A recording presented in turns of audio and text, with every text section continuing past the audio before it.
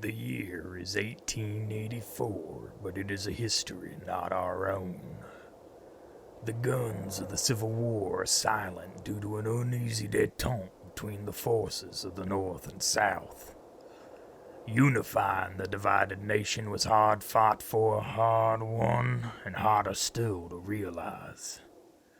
The Great Quake of '68 sundered the California coastline, revealing the superfuel known as ghost rock. This in turn has powered an age of new science, driving men mad with ambition and something else altogether. These less than United States are divided into 5 distinct nations, each in a constant state of conflict. Meanwhile, sinister and malevolent forces work from an unfathomable realm to twist the hearts of men to perform their vile machinations. In all of this, one thing remains the same. You live by the gun. You die by the gun.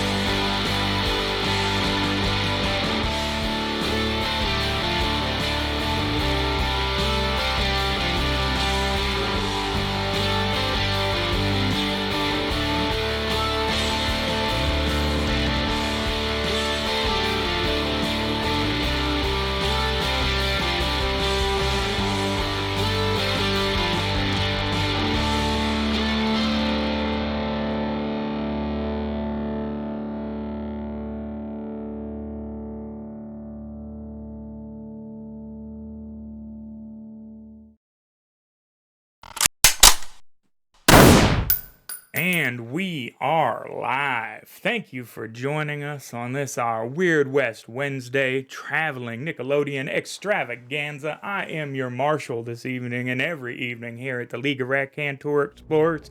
Will tomorrow and me and my 4 friends are here to take you through, well, the weird wilds of the Weird West, specifically Wyoming territory.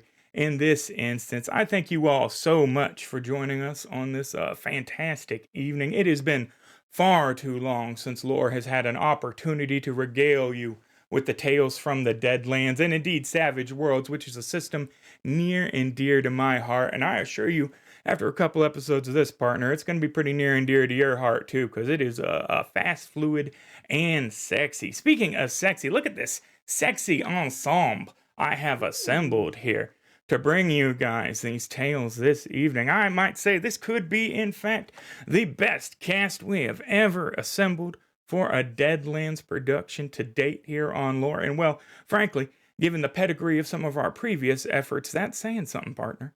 But with that, we're going to go around here and do a little bit of introduction. If you've been here for any amount of time at all, you know me, so I'm not going to linger on myself. But we will start with, some familiar face there. Jack Benyon. Why don't you tell us a little about yourself and, in fact, the character you will be portraying in these coming weeks? A little about myself. I hail from San Francisco originally and moved up north a little while ago. Obviously, I like role playing. For some reason, I hang out with these people. Not sure why yet. Still trying to figure that out. Yeah. I also like to shoot. I'm a very firm believer in responsible and safe gun handling. Yeah, I like nature. I like role playing. I think I said that. I play guitar. There's something about me. Jack Now, is like the set armorer. If you ever get a gun fact wrong around him, he'll be like, "Actually, I'm pretty sure that's a single action." You know, like yeah, no, it's excellent to have around. that is a fact. And that's one thing that really messed me up when I started looking at the guns in Deadlands is they're all fucked up. Right, they're I all over mean, the place for sure. it They're it it fantasy, hurts. they're fantasy Western weapons, certainly. We all love the double action Peacemaker. No, But right, a but fucking that's travesty. that's interesting because you know you've played several characters here on Deadlands now throughout the 17 months you've been associated with lore, but this will be the first guy that's really well, I guess you had the swordsman, but boy, every time he swung that sword, he missed. So I I mean, think Trig here. that's literally how I roll. Yeah, So, that's true. That is true. I think Trig will probably bring the honey mustard in a new way. Why don't you tell us a little bit about him? So Trig, aka Guy Strongman, was an actual strongman in a carnival. He was not necessarily a performer, you see. He was just this really big dude who was strong, who could perform feats of strength, and he fought all comers. I know, phrasing. He just beat him off. It was Yeah, I just beat him off. Yeah. Now, recently, the person who was running the carnival was getting a little shaken by the mounting weird rumors and occurrences and stuff that the carnival was encountering. And he said, fuck this, sold the carnival, took his winnings, went home. And Trig found himself out of a job momentarily. And apparently he's got this job now. And there's this dude who's paying him money to do strongman things. Yeah. yeah, certainly there's an association, which would actually be a nice jump to another familiar face then. Henry Rowland, a returning character here, playing somebody, well, a tad bit more ornery this time, I imagine. But why don't you tell us a little bit about yourself before we get to Jude? Indeed. Howdy, folks. I'm Henry. As you might interpret from my dialect, I am from Texas. And yeah, we like to play a little bit of Deadlands around here. I also like cheese and primates. And those are the two big things sort of going on in my life right now. Do you like to eat primates? Is it? Oh, you no. Eat them with cheese? I say that. I've never tried. But That's true. I mean, it could be delicious. I doubt it, though. Primate does not seem. I don't know. I'm not into any of the ape. Plenty of people eat monkey. I mean, bushmeat is a thing, but I don't know. it is a massive thing, yeah. Yeah, I just don't know. It doesn't, they seem too sapient for me, I have a problem with pigs and shit. A monkey, you're starting to get all, I have a face. You go, nah, bro. I don't know about the monkeys, but. Well, there's a whole lot of interesting stuff on that I could get into, but I'm not going to because we're here to play We're not going to Deadlands. dive. We're going to Deadlands. Yeah, we're going to dive into that there. So why don't you tell us a little bit about Jude then? Absolutely. Well, Jude is not from Texas, nor is he interested in cheese nor primates. He is from Arkansas. He grew up in, relative poverty, which led him to basically running off and enlisting in the Confederate military at his first opportunity. He served there, somehow managed not to get absolutely destroyed in the battles in the Weird Western timeline, culminating with his participation in the Battle of Washington, which, of course, the Confederates lost quite poorly at, and lost their chances at having whatever sort of nonsense they were trying to set up. And that sort of loss has followed him into his new career as a Texas Ranger, or a Territorial Ranger, rather. And so, yeah, he's just basically trying to make sure that people aren't, well, eaten alive by the things that go bump in the night. He's not sure he'll succeed at that, but worth the effort. they don't give you a hell of a lot of resources to accomplish the task they set you on in that regard versus the horrors of the Weird West, most assuredly. Yeah. Indeed not.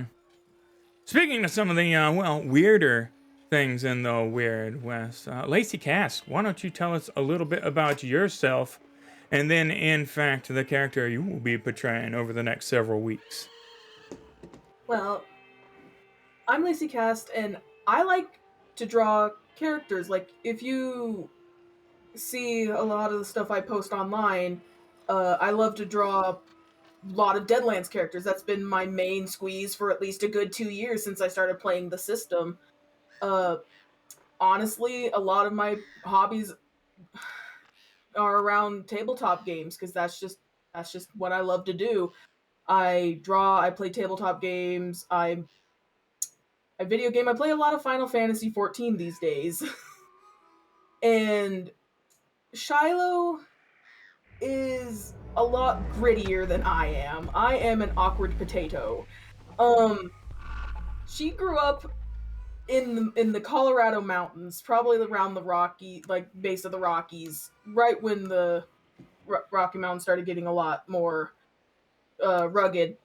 And she had two brothers, and she had to learn to fight it because, being the only girl out of, two brothers.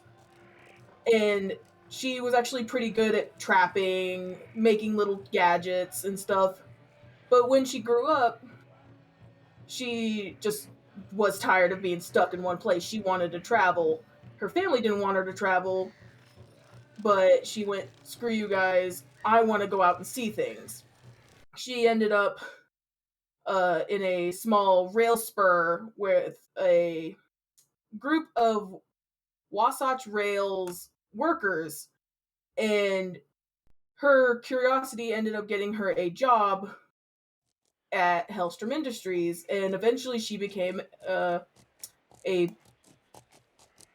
through her own volunteering, she became part of the X Squad. And she enjoyed being part of an X Squad. She could make her own inventions and test them out on the field without having to get much approval, since most X Squads, to her knowledge, tended to die in the line of duty anyways. And so she ended up having an accident during a deployment and is now suffering, for a lack of better words, from the aftermath of said accident. Mm-hmm. A little bit of a whoopsie doodle, I think, is the, which explains the facial rearrangement. Yes, in fact. Excellent. Well, thank you. And we'll hear more about Shiloh soon. But last but not least, certainly, Drew Nelson. Why don't you tell us a little bit about yourself and the character you will be portraying? Well, hello. As you know, my name is Drew Nelson, and I must open with, I have a blood obligation to out-of-character despise Jude if he is in fact from Arkansas. I was born in Missouri and recently escaped the Florida jungles after a questionable move there. As for me, what do I do with my life? I have been a writer as a hobbyist for the better part of 4 years, and tabletop RPGs have been most of my work and thought process for about 3 at this point. Even to the point where I'm currently working on things that are to be talked about on social media at future dates.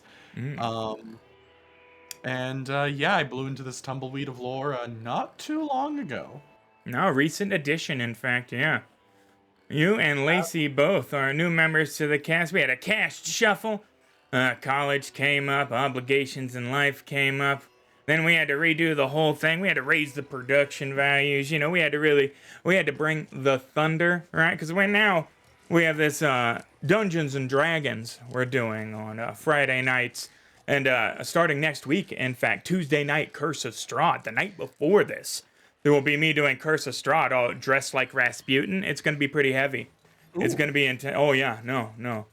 Yeah, they're going to write pop songs about me, and people are going to do, like, weird Rah, rah, will tomorrow. No, I don't know. That's a segue for a different time.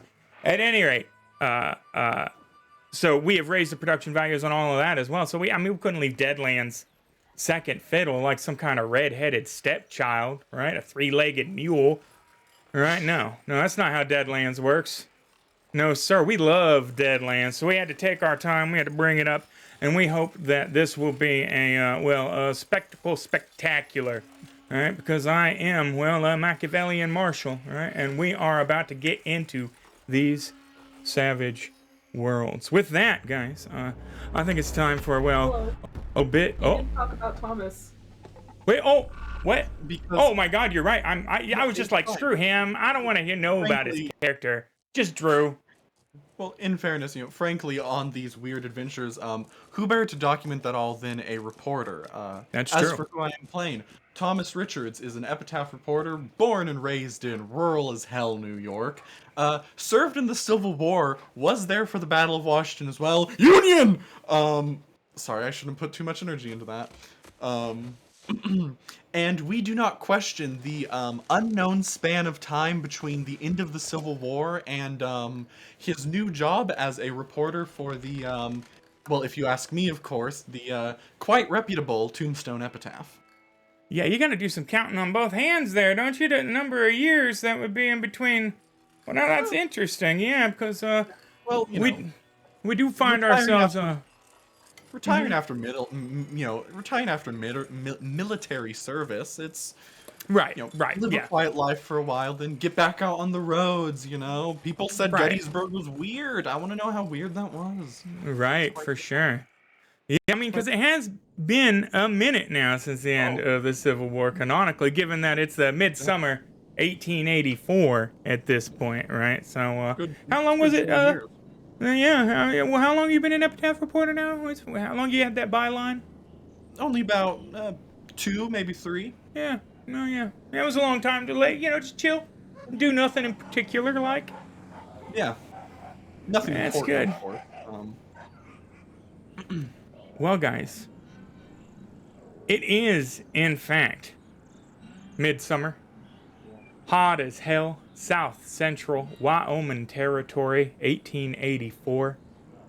The trail has been dusty and long up until this particular juncture, as you guys find yourselves headed north at the beck and call of an old friend of the Ranger Jude, one Asa Carson, that, my peculiar telegraph saying that he needed your assistance and signed it, one riot, two rangers.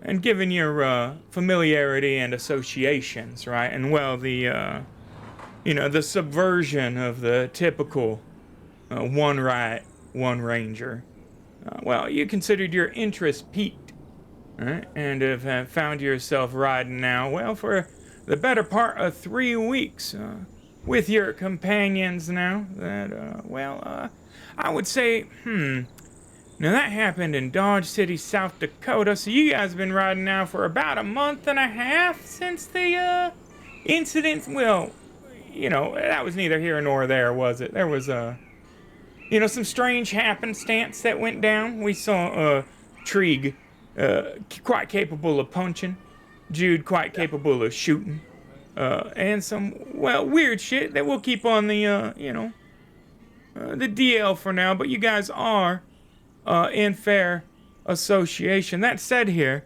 but we are saddle sore and covered in a cake of the road dirt. I don't know if you've ever actually been on a trail ride, but it doesn't take but 2 or 3 days before you are just brown with the dust of the horses kicking up in a train, right? And it's been some weeks now, so especially you that are perhaps a little more accustomed to hygiene and finery, Thomas, you're probably in a bad way. But this would be an opportunity for everybody here to recount maybe another time they had when they were saddle sore and sitting low, riding long. Maybe getting a Benny. this ain't nothing for Trig. I mean, he was carny folk. Mm-hmm. I mean, we're talking traveling, and then as soon as you get to your location, you're setting the thing up, and he's the strong man, so he's the one carrying everything. Fuck these pussies. This is nothing to me. It Right. could indeed be worse. Could In the infantry, indeed be we worse. did not have horses to carry us, so we just walked where we needed to go. Oftentimes, the soles of your shoes falling off for lack of repair, for we were not well supplied. It was hard going, not to mention that once you got there, you were expected to take a life or have your life taken. This, well, as uncomfortable as it may be compared to a nice, fluffy bed, is not that bad. Well, and you reach a point where anything is better than your horse giving out while you're out on the salt flats trying to make it to Salt Lake City. That's its own hardship, because not only are you cooking in the sun, but you're just hoping that your steps are soft enough that a rattler doesn't think you're a new snack. You got to sand walk. You can't be rhythmic. Yeah. You This is believe how in they superstition, I suppose. avoid summoning the big worm. Well, I'm not saying rattlers are superstition. Everyone acknowledges that's big game, Mr. Reeves. Not that big. Well, I do believe that on the weird tip, the desert rattlers are fairly, I mean, the city of Gloom is established as shit, right? They're right outside that motherfucker. Like, as far as weird critters go, desert rattlers, now they're telling they're as big as buildings. Yeah. They're 400 feet long. What the hell they are, right? But, people tell tall tales about all kinds of... Paul Bunyan and shit. Oh, yeah, 60-foot tall dude with a blue ox. Carved all the lakes with his piss. All that's nonsense, right? Exactly. Yeah. But the big the worms are big, and Smith and Robards does have a solution for that I cannot afford. Very few can, in fact. But well, Shiloh may not have had a story where her horse gave out, but she has spent many months, many years, at least a couple, riding on top of Wasatch rail trains with the wind in her face. So she has been at least, raw skin, tired, having to hold on. Mm-hmm. Well, I mean, the X Squad, right? Experimental tech doesn't mean luxury living, right? You're out there in tents in the middle of the field. They're like, stand on this pad while we push the button, right? A lot of that is less than awesome, right? So certainly you've had some hardship there as well. But with that, you guys are, in fact, riding northwest this particular juncture, through the beautiful rolling plains and scrub forests of, south central Wyoming. It's a couple of hours before twilight now, warm June evening, right? Little fireflies flitting in the air. It smells in that way that a late summer does, kind of almost of a harvest, right? When the wheat's high, right? You're starting to get the, I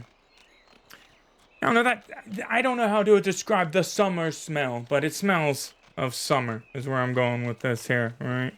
And you all are about an hour or two now from your destination and lodgings for the evening, and in fact the source of the telegraph, right? The town of Sundown. All right, it's been a relatively peaceful ride insofar as these things go, right? You haven't been assaulted. You made it through the Black Hills without incurring the wrath of any of the natives, right? Yeah. Yeah, it's been a fairly gentle couple of weeks, right? Especially considering the relative fear levels of the areas and, the strict cultural inhibitions of the people towards white folk, wandering through, the Black Hills and, sacred territory to them without just permission, per se. Although I suppose you might have, on account of that last juncture, at least had some accompaniment from Never Smiles. But, that's neither here nor there. The piece of your ride is suddenly broken by the sound of galloping horses coming straight at you. A stage course races from the west towards you. You can see one man slumped over in the driver's seat and clearly bloodied everywhere. The door to the coach is open, and as it races by, you see what looks to be another body inside, covered in blood. Please give me a notice roll at a -4 to kick everything off. Oh, fantastic. Good God. This is off to a fantastic -4? -4, Bard. Oh man, I'm good at those. Ignore the gunfire. It's just a horse chase. I had no carriage chase sounds without gunfire. I own so many soundtracks. It was nobody shooting. Yeah, but nobody is getting that notice roll on that -4, which is not terribly surprising. Just a body in there, also bloodied. If you would like to give chase, we could, in fact, try and catch this stage that is racing out of control. Horses panicking, running along in a terror along the road. We would start that off as a challenging, dramatic task. Anybody feeling cowboy? Yep. Absolutely. That's a shame. Yeah, fantastic. Well, first off, let's kick it off then, Pards, with who is going to try and catch the stage and ride alongside it. And before anybody volunteers, I need them to know that this is a riding roll to -4 that will require 2 tokens to be successful with. This is a very difficult. Boom, racing along the other direction. You gotta change your horse direction, gallop after it, match pace. I mean, Jude is up for the challenge. He'll probably fail at it, but he's up Yeah. for it. Well, you know, and absolutely Thomas, due to certain little habits and a lack of self-preservation sometimes in the face of those that might need saving, is more than up for attempting this, even if he ain't the best in the saddle. She'll attempt as well, mostly because she doesn't want to be left behind when there's excitement going on. So, how this will work is we're going to assign a primary individual, and then we can have somebody assist on the roll, generally with a skill that would be, of course, associated with, helping Jude ride, right? We could fire a weapon to perhaps direct the carriage towards him, right? We could do another riding roll to help try and corral. We could, do a athletics roll to try and throw out a lasso. Any number of things. But if Jude is the primary, who is the assist? May I assist? You I may would in also fact like to assist. Then describe what you are doing to assist to see the modifiers that we will be applying to Jude's roll. So Thomas is riding up alongside, rolling riding, of course, to try and assist in angling and corralling and just like trying to direct this the best way he can without unnecessary gunfire to spook the horses. You could also be like, "Good job, Jude, you can do it." Right? I would definitely Benny that. Absolutely. You're carrying a lot of gear there, Pard. Are your clothes counting as weight on your character sheet? Let me take a look here. I think they might. This guy. Hey, it happens. It happens. Now, if it doesn't confer an armor value, it does not. I don't generally notice the fact I'm wearing a shirt, you know? What tipped me off? It might be the fact that last time I didn't have the disguise kit. Oh yeah, well it is 8 pounds of disguise kit, and you can carry 40 pounds. But now you're down to 39 because I took off your the weight of your outfit. So Godspeed, Marshall. disguise kit is heavy as shit. But Bennying out here to try another riding roll, and the same result. -4. Why are you still encumbered? 39 of 40 pounds. Interesting. It's mighty weird. Yeah, I'll spend another penny. Yeah, why not? Yeah. Yeah, well, smoke them if you got them, is what I Right. always say. Well, and the Yeah. audience can, of course, also purchase bennies with viewer points or bits. There's that D4. Hey, there we go. Boom, a 7. All right, not quite a raise, but we will add to the total. Lacey, what are you going to do to assist? Does it have to be writing? Because I have an idea. No, I mean, it could be any number of things for a support role. Again, Cool. like, you could, yeah. I have an idea. Skylar's riding up and she ain't the best in the saddle. So what she does is that she kind of like puts the reins underneath her armpit, and she starts rubbing her hands together, and there's sparks appearing. I'm gonna try and cast stun on the horses. Okay. Doing the area of effect modifier so I can hit both. Is there 1 or 2 horses? Well, now, so, I think you would need to still catch up to the horses to be able to do that, unfortunately. Everybody else is doing these riding rules. I can double the range with the range modifier. Let me see here. It's smarts times 2, is it?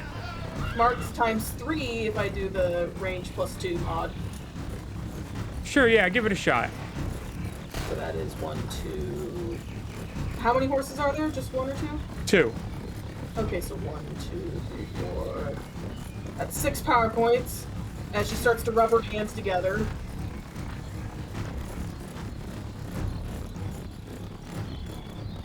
And she rubs her hands together and just tosses them out, and there's like a big blast of like sparks that hit both the horses.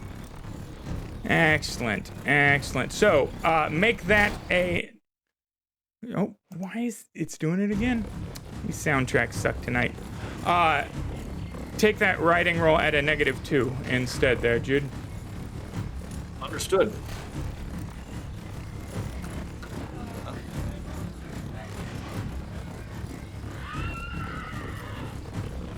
Horses have been slowed. Here we are, riding up on them here. Okay, that's Oof, a zero. So I'll will... go ahead and Benny that. Yeah. And with my reroll here, we're going to do a whole lot better. Oh, I'm feeling it. There you go. There it is. So that with the ace there, that's That going is to be a with 9. the raise, which will be both of the tokens. You have managed to catch the stage running alongside the carriage as it bounces and shakes, you know, hitting ruts, coming out of the ruts. The rider's slumped over, right?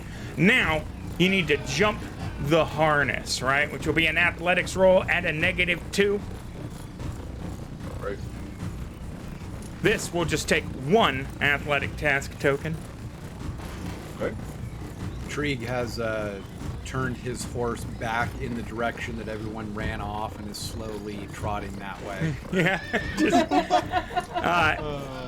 Now, by jumping the harness, right, we're not jumping on the stage. We're jumping that T-bar in between the 2 horses, Wild West style, because the reins are dragging on the ground. We're going to have to get down there and reach and grab them, right? Just to, you know, if you were on the stage, you'd just be, oh my God, I'm here too with the driver, right? It would be useless. So, here we go.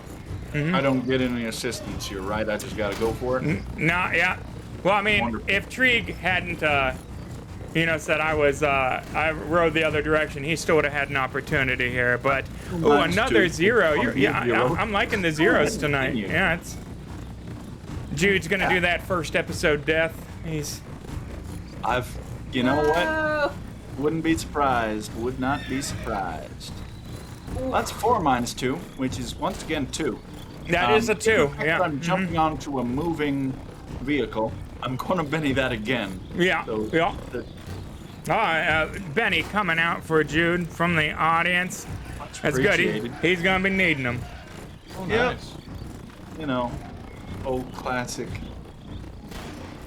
Hey, Classic roll Jude, you gonna die. Oh, that's a 1 this time, Pard. That's... Oh, man.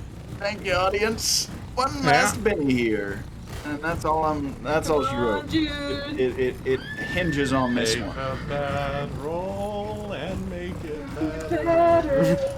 This is going to be a wrinkle I did not Oh, foresee. and that is a 2 there. Yeah, oh no, that's not great. No, so I mean, you go and you leap dramatically out to the carriage, right? And for a second, you snag the reins, right? And your dragon spurs spinning in the, you know, the dirt, you know, behind the wagon, because I mean they're on the ground, right, kicking up a train. And then there's, you know, a lump in the road, and 1 second you're hanging on, and the next second you're not, and you have a level of bumps and bruises fatigue. You know. Well, let me ask this: if the horses have been stunned, isn't everything kind of not moving anymore? I mean, you would think, but since this is a challenging dramatic task and not a round of combat, we go through all the steps here, applying the bonuses on successes, as opposed to just automatically ending the dramatic task. But yes, if this was like a fight thing and we were in initiative, that they would be stunned properly. Yeah. But nobody is going to be able to stop this thing from, eventually running itself into a crash, roll over. The horror, right? It kicks up dust, but it's not that far to ride ahead of you guys. So after you collect Jude, and probably his gun belt and, the back of his jeans and, all the rest of that, you guys will be... Thomas will definitely help out his recently acquired friend in getting back up on his horse and everything. Right, yeah. I'm sure Tree has reached the group at this point. Your horse, like, straining, What happened? He fell on his ass, that's what. Shiloh says, looking down at him, laughing. It's still going. Correct. I fell on my face. And Thomas reaching down the hand of friendship. All right, let's get you back up on your feet. Yep. Yeah, well, it's actually better that he failed it that way than failing it on the wagon, right? Because when the wagon crashed, 2d6, that could be, that's rough damage for everybody in the wagon there, right? That's a gunshot. Yeah, that's not it was nothing to shake a stick at. So it's a good thing that he just fell off more dramatically. It was very Wild Wild West, right? I got real Will Smith vibes from you, like there, yeah. No, and I went with the Will Smith. I didn't give you the original either. You see that? Yeah. That's how I did you, the good Henry. one. Yeah. Yeah. Yeah. No, that went without saying, I thought, but even Will Smith has disavowed the. Why would there be a map up? That doesn't make any sense. No sense at all. Oh my God! I'm just gonna close it. Maybe this is the trail wreck scene? Yeah, I mean, it could be the trail wreck scene. So you guys, in fact, ride up upon the location in the gathering twilight where the horses went off the road. Both of them mangling themselves horrifically, as you'll note from the puddles of blood under them due to my hastily illustrated wagon train wreck map scene here, right? Are we in the hunting grounds? Are you in the hunting grounds? No. Why would you be in the hunting grounds, man? All I see is black clouds. Oh, you know what? I should probably turn on your line of sight and all of that if I want to really, and allow you guys to move and really, it's a little bit much. How long you been doing this, man? In Fantasy Ground Unity, a while, but with double pneumonia. So a little backstory, guys. This is my world premiere of my season 3 I've been working on for months. At 4 a.m. Monday morning, I coughed up a cup of my own blood. And went to the ER and spent 9 hours in the ER, and I'm on all the steroids and antibiotics right now because I have double pneumonia, and I am still here bringing you just bleeding edge tabletop RPG entertainment. So please excuse. Not bleeding. Please excuse. Well, no, I mean literally bleeding it. You know what I'm saying? No, but literally. Will, with that much blood, are you sure it's pneumonia? Because that sounds like castor oil might fix that prairie tick situation. Right. Yeah. No doubt. It was visceral. Right. I was certain that and I'm all vaccinated. I'm 100% vaccinated. I ain't no fool. Mama didn't raise no fool, but still, it was interesting because I'm very ill. Can you see now? You should be able to see now. Yeah. Oh my God, those are dead people. Yeah, you have to look at your, if you click on your token, it'll give you your token's line of sight, but, I'm not going to kill myself, what? No, I'm actually on the mend. So last night I did a rehearsal for next week's Curse of Strahd, and that was dumb. I was like, there's a vampire, I guess, or whatever. He's gonna roll some dice, guys. It was miserable. I am in much better form this evening, fortunately. The modern medicine. 5x5 square of dirt. You see a 5x5 square of dirt. I am in the lower right corner of said 5x5 square of dirt. In the lower right hand corner. What the fuck is going on? I can see everything. I clearly did not fail my notice roll. Everybody should be able to see everything. Although, yeah, I do not understand why everybody... I mean, I have the line of sight. Can everybody else see everything on the map? I can't move out of the 5x5 square of dirt. What are you... I mean, I see you moving your token around on the map right now, and you're not in a 5x5 square of dirt. Now I can move out of the square of dirt. Can you see everything now? I see a gray square of dirt. Jesus Christ. All right. I see everything now. All right. I turned off all the map features. Excellent. Now we have a wagon, yes? Corpses, yes? Yep. Horses, yes? All right, excellent. Now, with the wagon stopped, all right, you guys can, of course, continue on to, take a gander. See what you missed on that notice roll as it came rushing past. That's a grim sight. Yeah, it's, I've seen worse. God, it's still not a pleasant way to go, Lord. Though I don't reckon the crash is what killed him. No, in fact, the driver, why don't you give me a notice roll? Alrighty. Trig is actually, he's got a hand up to his ear and he's kind of listening around for clicks, a series of clicks. No clicking. No, just the noises of the force that then, of course, immediately shut off because voice mod is just wacky shit. What is happening tonight? And last night, too. I think I need to uninstall and reinstall voice mod. It's cool because I pay for it. It's a wonderful program that sometimes works. Make force sounds. Excellent. There we are. We're back. It's fantastic when it works. It's amazing when it works. I mean, it's stellar when it works, which is, like 80% of the time. But the only way I use demon NPCs. Jude, with the 10, you'll note that the driver was actually the shotgunner, likely, given the fact that he's still clutching the shotgun, right? And he is bullet-ridden, gone on to meet his internal reward, and you hear a meager cough from the inside of the wagon. I believe you're right, but we're not entirely too late here, and I'm going to head inside and see what we've got. Yeah, if you're, barreling open the interior of the wagon there with your gun, you will note, I'll be damn small world. All right, this looks like a very bloodied version of your companion there, Asa Carson. Indicated both by his facial features, torn into a grimace, right? Blood coming out the mouth and all that, but also by the Territorial Ranger badge still glimmering beneath his coat, kind of peeking out on his vest. Carson. Hey, what happened here? Eyes pop open and he stares at you, right? And he presses a note into your hand and goes, "Showboat in Sundown," and breathes his last.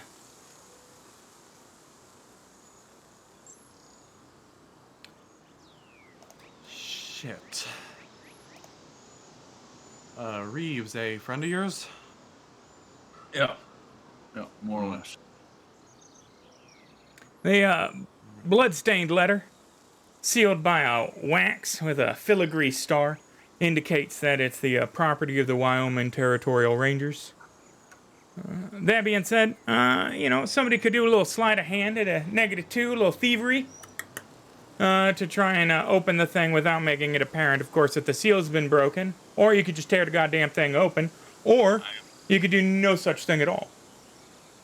I'm a Territorial Ranger, the way I see it. Yeah, fair enough.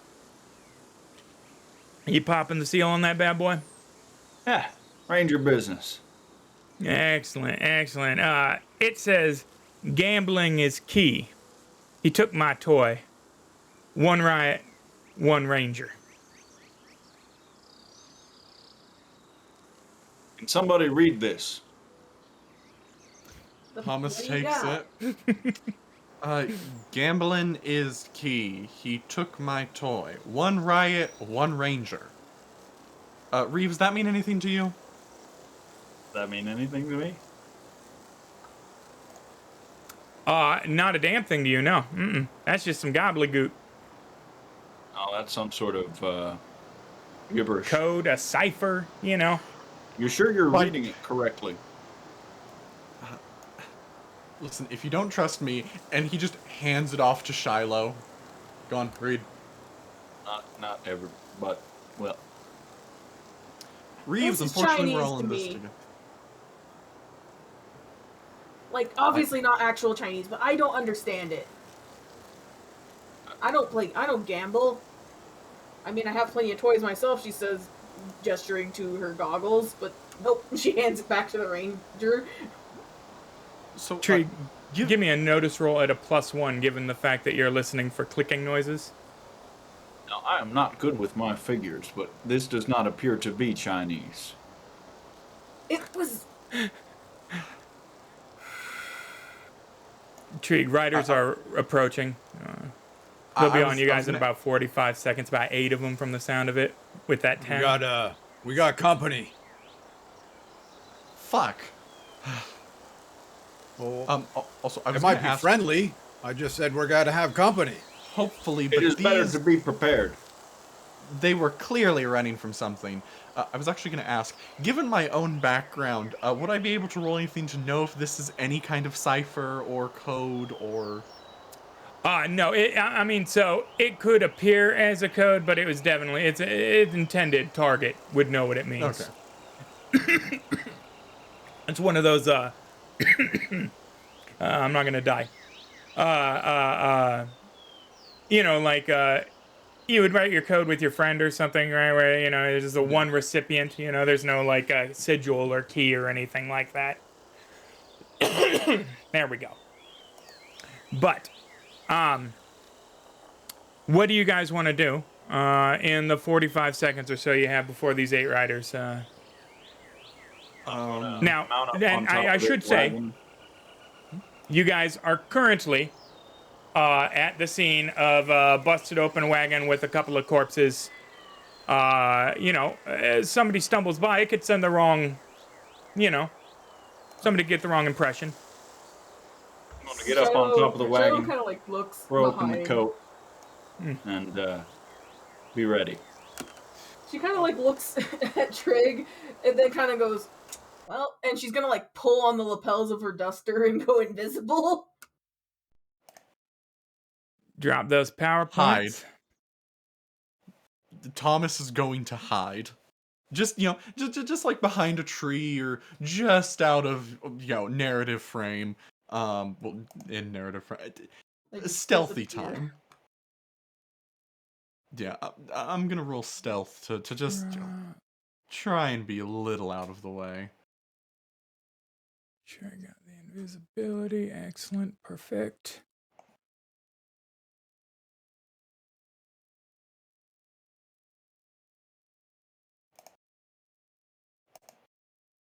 All right, and everybody's tracking PowerPoints and everything. We got all that?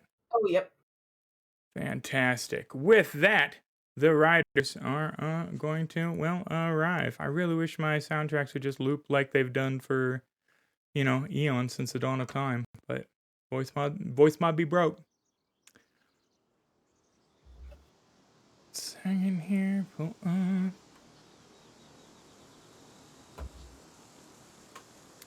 These fellers here.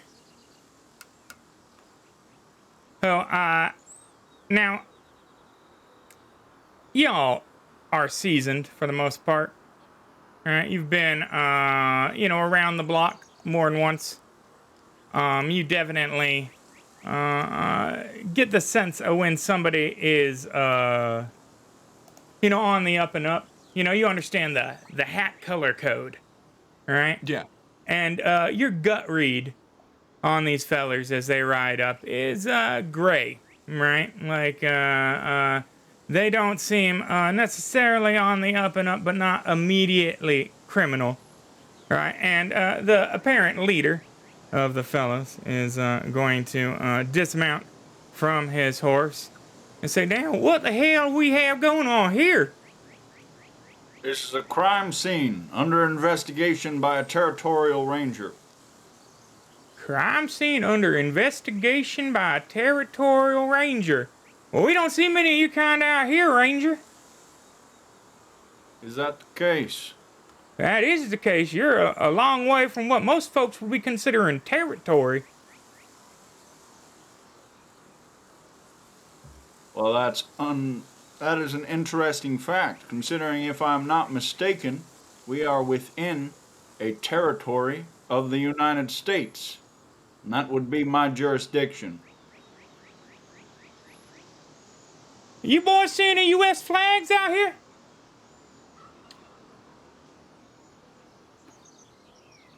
Yeah, I suppose you, well, technically correct there, Ranger. And that is what the best kind of correct. Technically and morally. So, you got yourself a crime scene here. That is the case, and you are writing from the origin point. What would be your name, sir? Well, my name is Gus Cantrell, and these here are my ranch hands. We're out here looking for some loose steers. We had a bit of a fence break. That is unfortunate. I'm sorry to hear about your missing animals. If I come upon them, I shall make sure to find someone in your posse there. This is an interesting sight here. It looks like these fellas, they've been violenced there. That appears to be the case, which is why I inquired as to you riding up from behind, the direction they would have been violenced in. Well, I reckon that's likely just happenstance. Now, forgive me for being skeptical there, Ranger, but as I said, we don't get many of your kind around here. And, well, anybody can go pick up a 10-star off a corpse. I know most people around here on account of that ranching we be doing. And I gotta say, you ain't familiar, partner. Well then, you will What about know. your associates here? Is this fellow a ranger? This fella? No. I don't know if Two years that guy of can hiding. see anybody else. I mean, Trig's literally behind the wagon. Shiloh's invisible, and Thomas is rolled cowering hiding. behind a tree. Maybe I'm wrong there. Let me Just see a here. scared little boy. Let me give Gus Cantrell a notice roll here. You do not perceive me. He perceives. Gus, he literally perceives all with that 9, including the invisible chick. Damn it. Yeah, negative Minus 4. That's four. still a 5. Poof, yeah. Oh, Yeah, he's he like, sees sorry. me.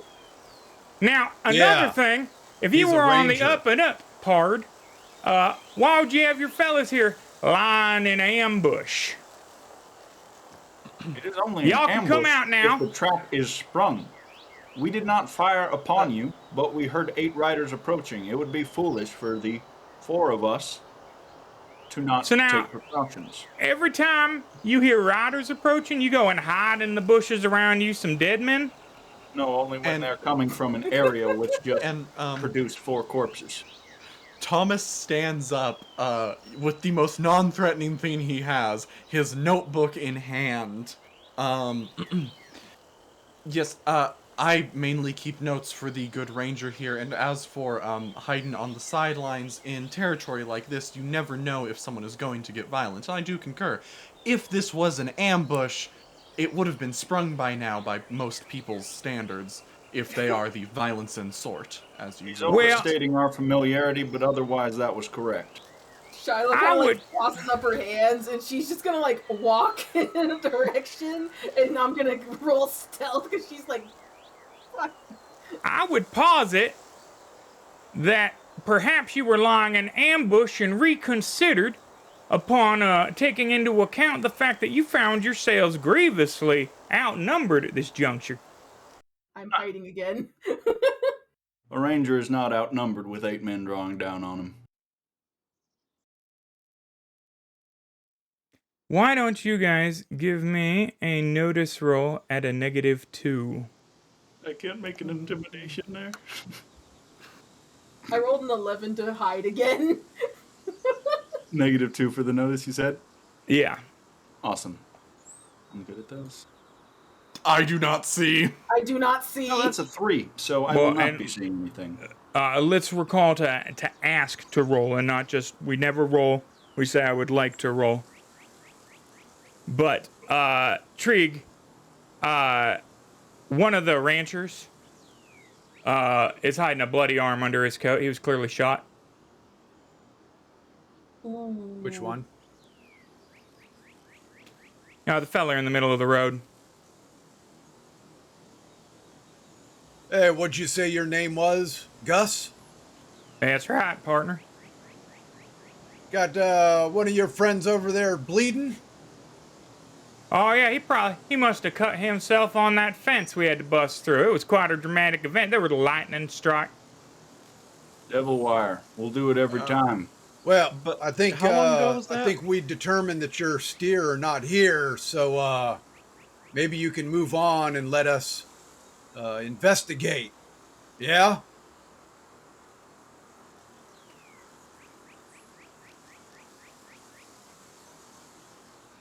What do you think, boys? I don't know, Gus. He does have a star. Star don't mean shit out here, doesn't it? No. Star means good enough. If you are skeptical about my credentials, I will offer to you that while I do have this star, one of the dead men inside the carriage does as well. If I had needed one, I would have given it to one of my associates to back up my claim. They are not See- rangers. I am. You saying there's already a dead lawman here? Is it wrong for a ranger to investigate the death of one of his own? Well, no. I mean, that just means that, another one wouldn't make much difference. Draw on 'em, boys! Hoo-wee!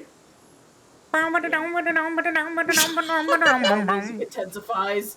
Oh, that was that's such a good transition into combat. Well, Excellent. I'm So- living for this.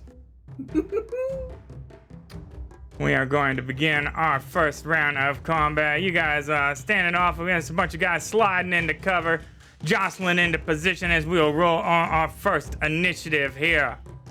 Ooh, can trail gain with the Joker bonus. Giving Papa Will another Benny to spend. Oh, he loves it. As, the initiative is unkind. Generally to, relative. No, that's Jude, man. The 2? Did you really draw a 2? Yeah. next character's taking calculate. Yeah, there you go. There you go. You got them planned? There we go. Well, hot damn, can trail gang member number 2 is gonna start up first. He's gonna nestle himself into the half cover there. And,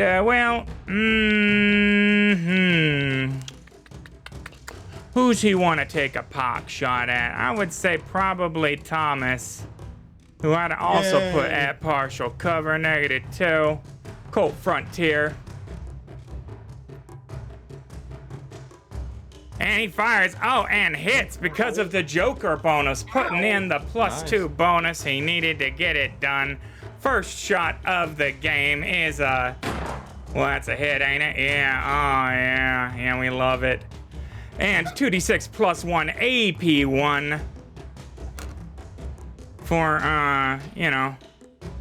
for all the damage. No, not really. Just a wound. Tough 5, 9 points. Boom! Popping a hole in you. Gut shot right out the gate. Just yay. What? Who? What? I think Jude just got like 20 bennies.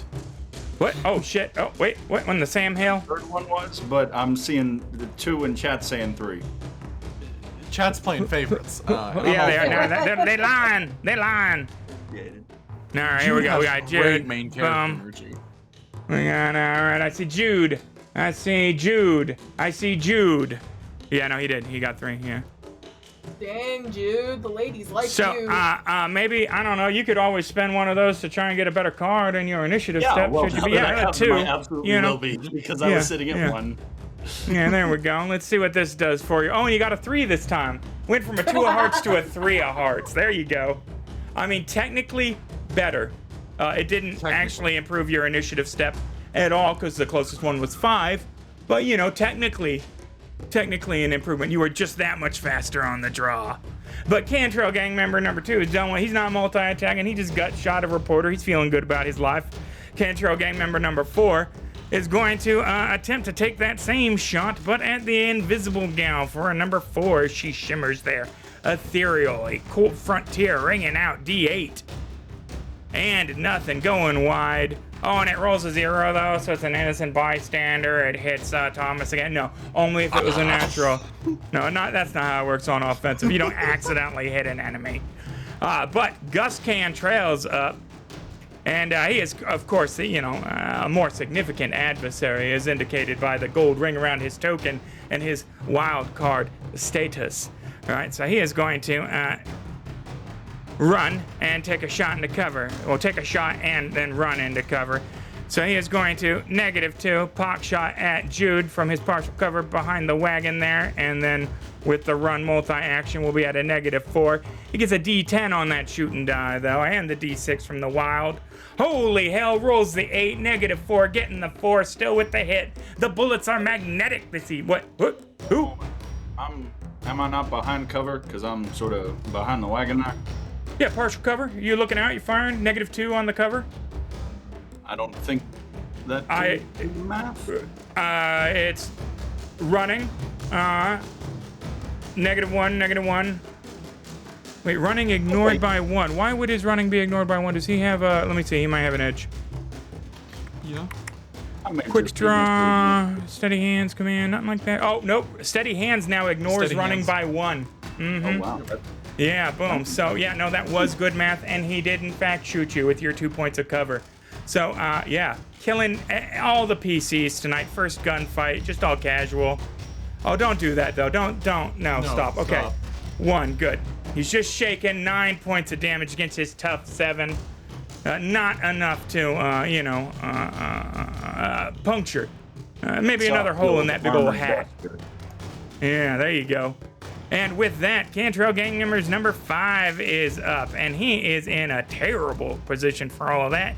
So he is just going to reposition himself. He's not even going to hold action. He's just going to reposition himself. Although he has considered hold action, he's going to give the players a couple of episodes to remember all the combat maneuvers before he starts getting into tactical minutia. That being said, finally a player character is up with Shiloh. Shiloh sees Thomas get hit pretty decently. And she kind of heal. And she kind of like grits her teeth and she's like, all right, you want to play rough? You want to play rough? She mutters to herself, and she's going to run right at Gus and clock him good with a punch. Oh no, I will not. No, you will not. In fact, you will critically fail the punch, which will cause you to slip and fall prone at his feet, I am afraid. Ouch. Oh, come on, drums. And it's literally showing me that the soundtrack's still playing. It just goes silent for no reason at all. It's like, I'm done. 3/4 of the way through any one of my looping tracks. But let's get the prone effect applied. Probably. It was thematically apropos. But we will get prone on you. That sounded dirty. Get prone. We're not gonna question phrasing right now. Get low, get low. I once had a very proper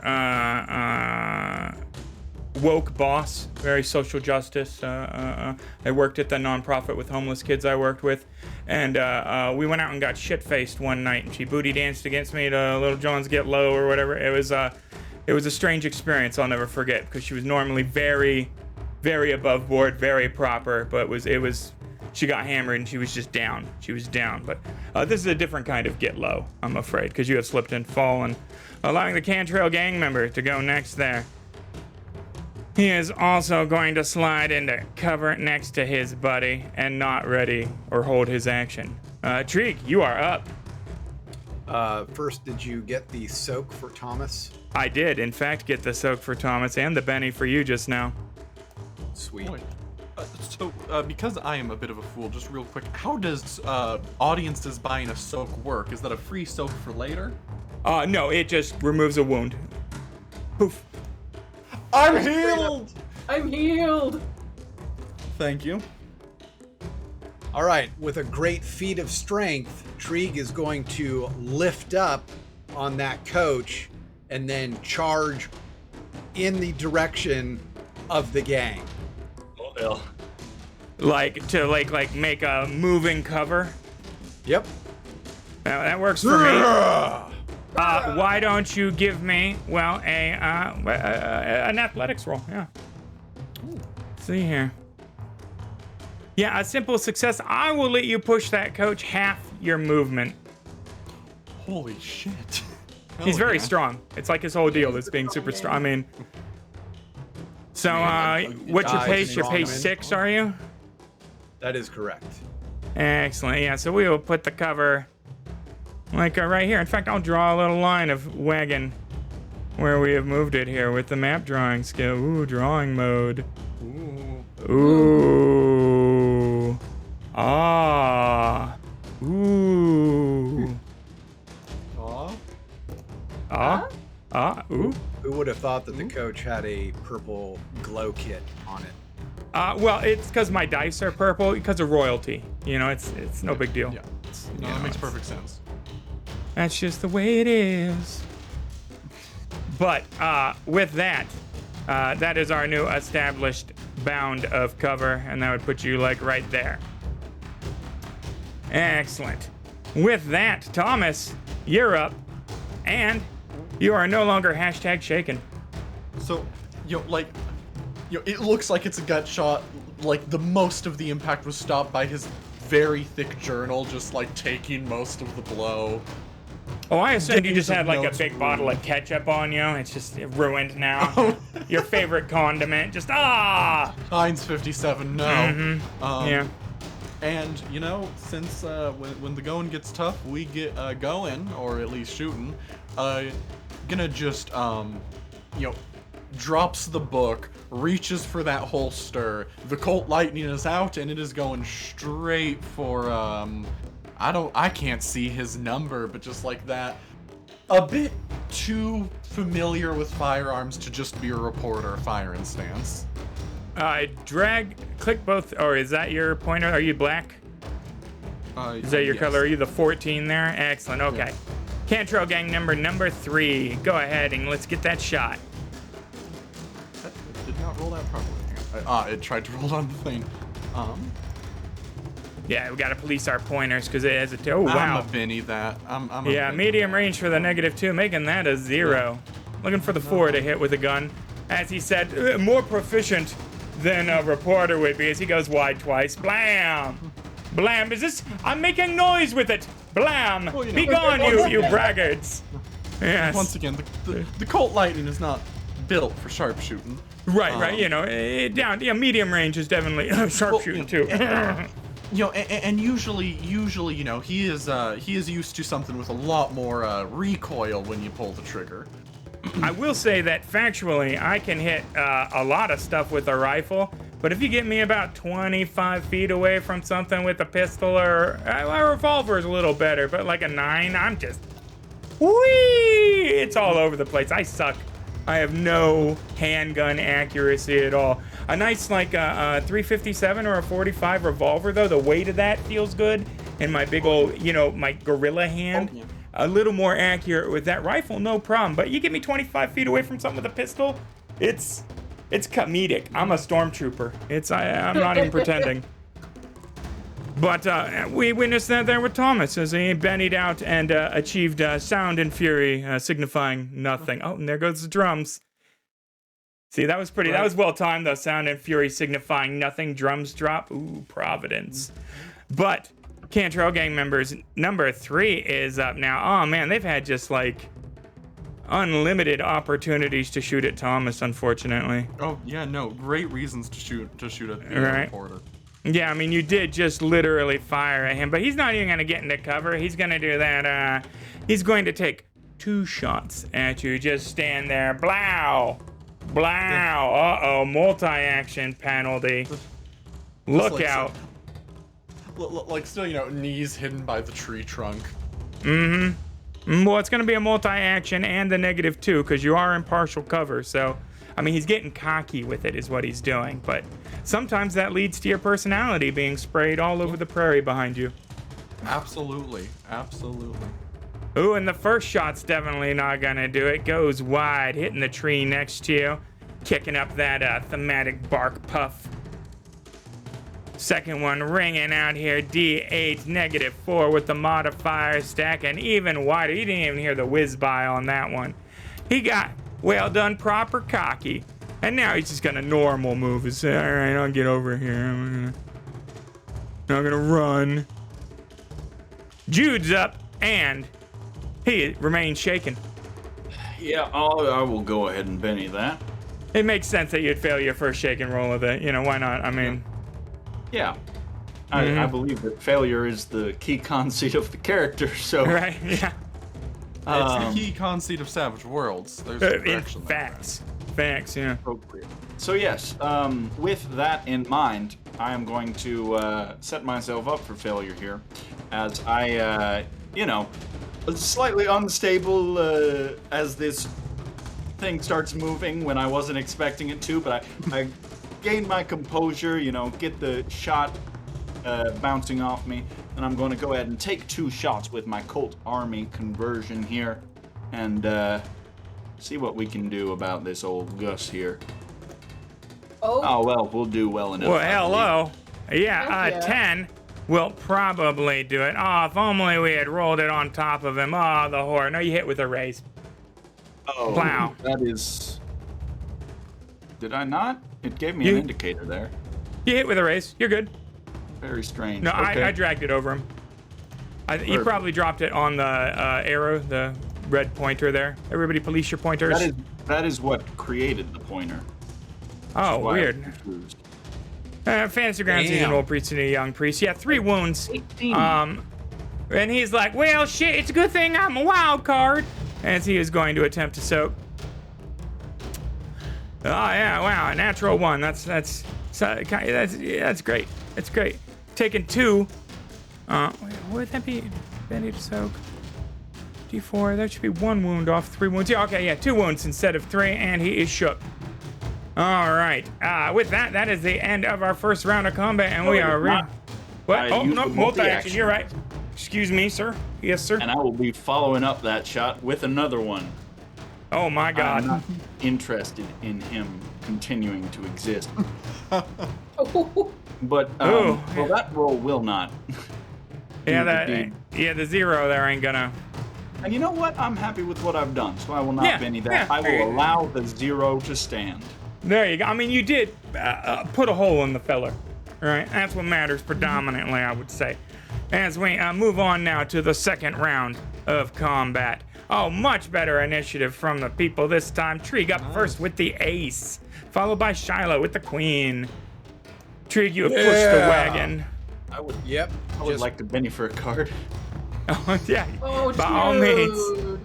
Wow, dude. The 2s love you tonight, man. I'm gonna keep my card.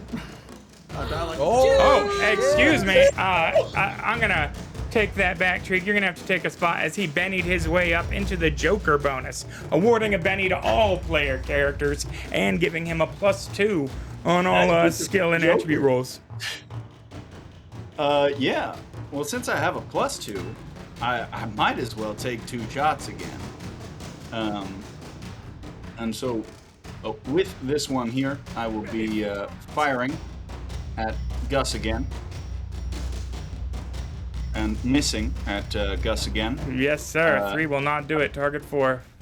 I will Benny that one. Yeah, why not? I mean, you just darned him.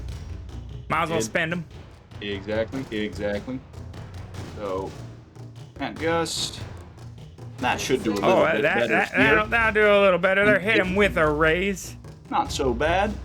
Get that extra d6 damage going on, and blah bow. Oh. Oh yeah, that's another 2 wounds potentially. He goes, but I am a wild card, right? So I'm gonna spend these bennies, and then the marshal will spend benny. No, Marshal's not gonna spend any benny on Gus Cantrell. Are you kidding me? Hell no. He gets his own bennies. When he's out, he's done. Ooh, and that's not gonna do it there. No, he's gonna apply those 2 wounds, and why'd they go to? I hate the drums cutting out. Oh my god. It's maddening. Gus was the source of the drums. It ruins everything. Yeah, Gus is incapacitated, dropped down. He staggers. The revolver drops from his hands. And his boys start to immediately scatter, of course, with that. Because this is the Gus Cantrell gang. So. But I have another shot. That you do. So I will be drawn down on this nearest guy to me here. Letting him know what for. And I will indeed be letting him know what for. Holy mother of God. Oh, stop. Okay, I get it. So one of the reasons we like Savage Worlds, ladies and gentlemen, is that dice explode. If you roll the highest value on any skill or attribute die, it keeps rolling, right? So what happened there was Jude just rolled a 26 on a D8. Right? He needed a 4 to hit.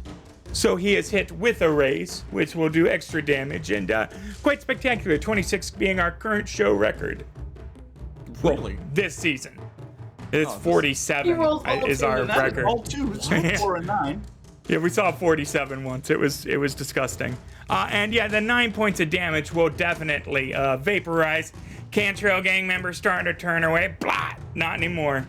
So what I'm seeing here, since I was last and then followed up with a Joker, is Jude just pulls 3 shots his way, catches another as they start to run away. Just Texas Ranger. Oh, excuse me, Territorial Ranger. You know, yeah. When the eyes of Texas are upon you. You know, it was very Ranger for sure.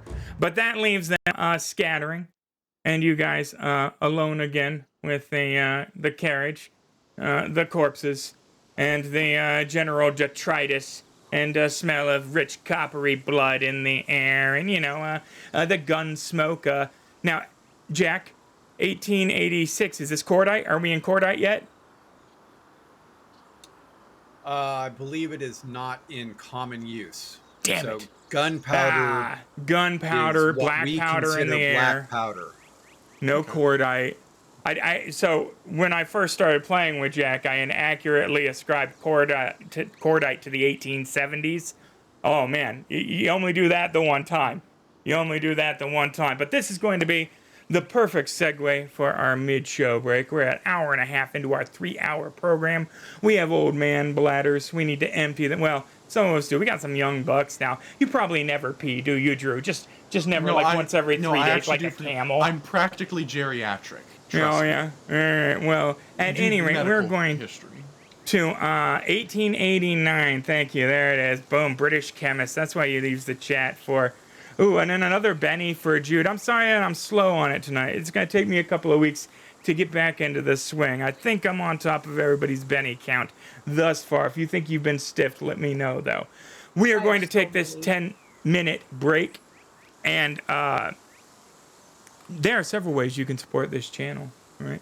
You love Deadlands, that's great. You love D&D, that's great. Maybe you already follow the channel, and you're like, man, it's great to be a follower of this channel, but I wish I could do more. Did you know you could join our robust Discord community? That's right, you can type !Discord into that Twitch chat, and then chat with us behind scenes. Talk about characters, Deadlands, tabletop RPGs, art, programming, music, game design. We do all kinds of shit over there, you know what I'm saying? Right? And maybe you're like, well, I'm already a member of the Discord and I already follow the channel. How could I do even more? Well, you could subscribe to the channel. You could take your money and say, you know what? I think I am going to support creative, independent live theater with dice. And you could give us your $2.50 a month that we get from every Twitch subscription. But maybe you're like, Well, I would love to, but I am a poor. Right? What if I told you that you could pay us right here at Lore by stealing from Jeff Bezos right from his mouth, right? He has a gold leaf wrapped caviar, right, with a dab of foie gras, right, on top of it that's being fed to him by some, I don't know, some trafficked lady, let's say. Make it real bad, right? And you can snatch that right out of his mouth and give it to Lore with your Amazon Prime account. That's right. You have Amazon Prime. Don't pretend like you don't. There's a pandemic on. You ain't going places to buy shit. You're getting it on Amazon Prime. And you could take that already existing account and for no additional dollars, just apply it to Lore and subscribe with Amazon Prime. And then Jeff Bezos will be up there in his dick rocket.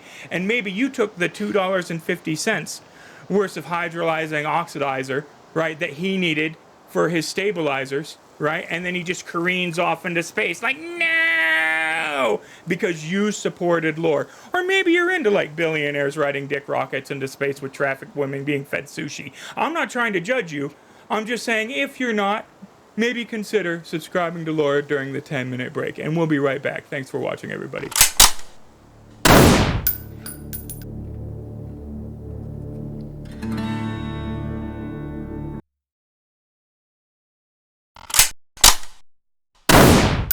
And we are back. Thank you for sticking with us through that 10-minute break part. We appreciate each and every one of you gluing your eyeballs in here to this, dime novel travesty that is the events unfolding for us at this very time. In fact, our esteemed Ranger Jude, coming here at the beck and, in fact, call of his longtime friend and associate, Asa Carson, only to find him breathing his very last, pushing a bloodied note into his hands as he tried to make sense of what was happening. And you expected to find him in Sundown, what an hour down the road. And here now, you're standing vigil over his body as it grows cold in the gathering darkness alongside this dirt road here, clearly waylaid by these brigands, some of which find themselves similarly chilling in the evening air. Voided their bowels. It's all dookie and blood. Just poo and blood smells. After the fight, Thomas steps over the tree he's been partially hiding behind, just a single simple slow clap as he goes, "Well, Reeves, really putting one ranger to a riot. My God, you have not gotten rusty." And then he immediately catches himself, goes back to normal. Shiloh gets up and you see the shimmer disappears, and she's finally in sight, and she's dusting herself off, and she's muttering, They didn't see that. In fact, you're going to give me a notice roll at a -4. Except for Shiloh. Yeah. Did people in fact see Shiloh eat shit, run out there and be like, ah, and then whoop, a single banana peel in the middle of the road, as it were? No. Fortunately, your dignity thus far. Oh, that was close. No, it wasn't. -4. No, nobody saw you eat shit. In fact, you managed to maintain your air of aloof badassery. But we have a few options here, right? One of which is leaving these bodies here on the side of the road to get their eyes plucked out by crows and whatnot, right? Picked apart by wolves.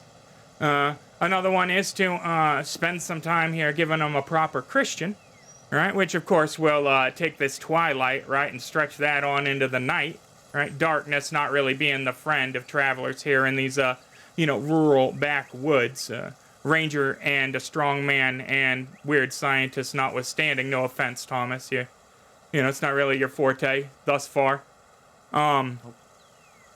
That said, that's up to y'all what you want to do here. Well, that could have gone better. Could have gone worse. And we're all still alive, so what's the harm? They're all still alive. Well, not all of them. I say otherwise, and she says, pointing to the couple bodies. Yeah. Most of them are still alive. We ought to. Oh, sorry. No, of course. Reeves, you first. We ought to hook up the horses, get these bodies into town. see if any of them decided to light out for there. I imagine not, but, start. I mean, we did take the fight out of them.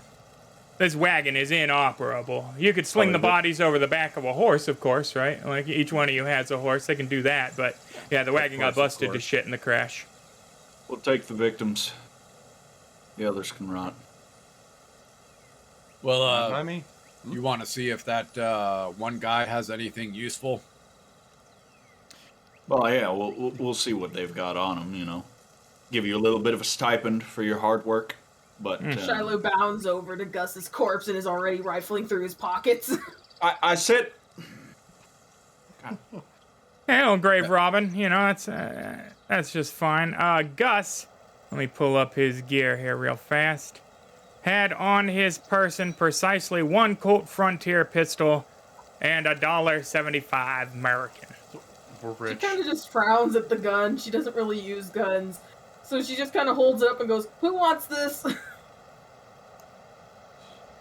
Trig reaches into his bear skin and pulls out a small notebook and jots down a couple of things, puts that notebook back into his bear skin. It's up to 80 now, just so you know.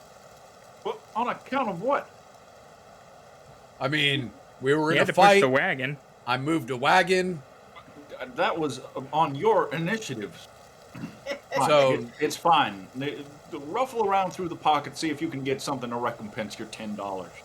Shiloh's already counting the That's coins not how that it she works. pulled off Gus. She's like 1, 2, 3. Well, it's not as if they will be needing their pocket change. And I will be needing mine, so... Unfortunately, Reeves, it's starting to look like, in the event that, this deal with, Trig over here is, gonna be 2 riots after a little while of him scribbling that there book. I'm good for the money, all right? It will just take a little bit of time. Ranger salaries are not always delivered promptly. No, of course, it's gotta come all the way from, is it Dallas or Houston? Austin. Austin, forgive me. The third one, I was gonna say Austin. Texas isn't my usual turf, and, gotta be kind with me. It's a bit too fucking big sometimes. Anyway. It's huge. And additionally, now they are territorial rangers, so they have offices in, every territory, including this one. Mind you, not here in, bumfuck nowhere, right? I mean, because literally, Sundown is fairly substantial. It ain't a burg. It doesn't have electric, there's, nothing going on there. It's got one main drag, right? Which is more than most of the towns you pass through over the last couple of weeks, certainly. But, it's nothing exceptional. I'll probably get to that main drag. I'll go ahead and search the other ruffian and pop the victims' bodies up on the horses. Mm-hmm. Excellent. And with that, we have an hour trail ride into the town of Sundown from where we were here. I imagine Asa is on the back of your horse there, Jude, on account of your familiarity with the fella there. And this might be an opportunity for you to, recall one of your memories of association with the feller now dead, slung across the back of your horse. Asa was the captain of my unit back in the war.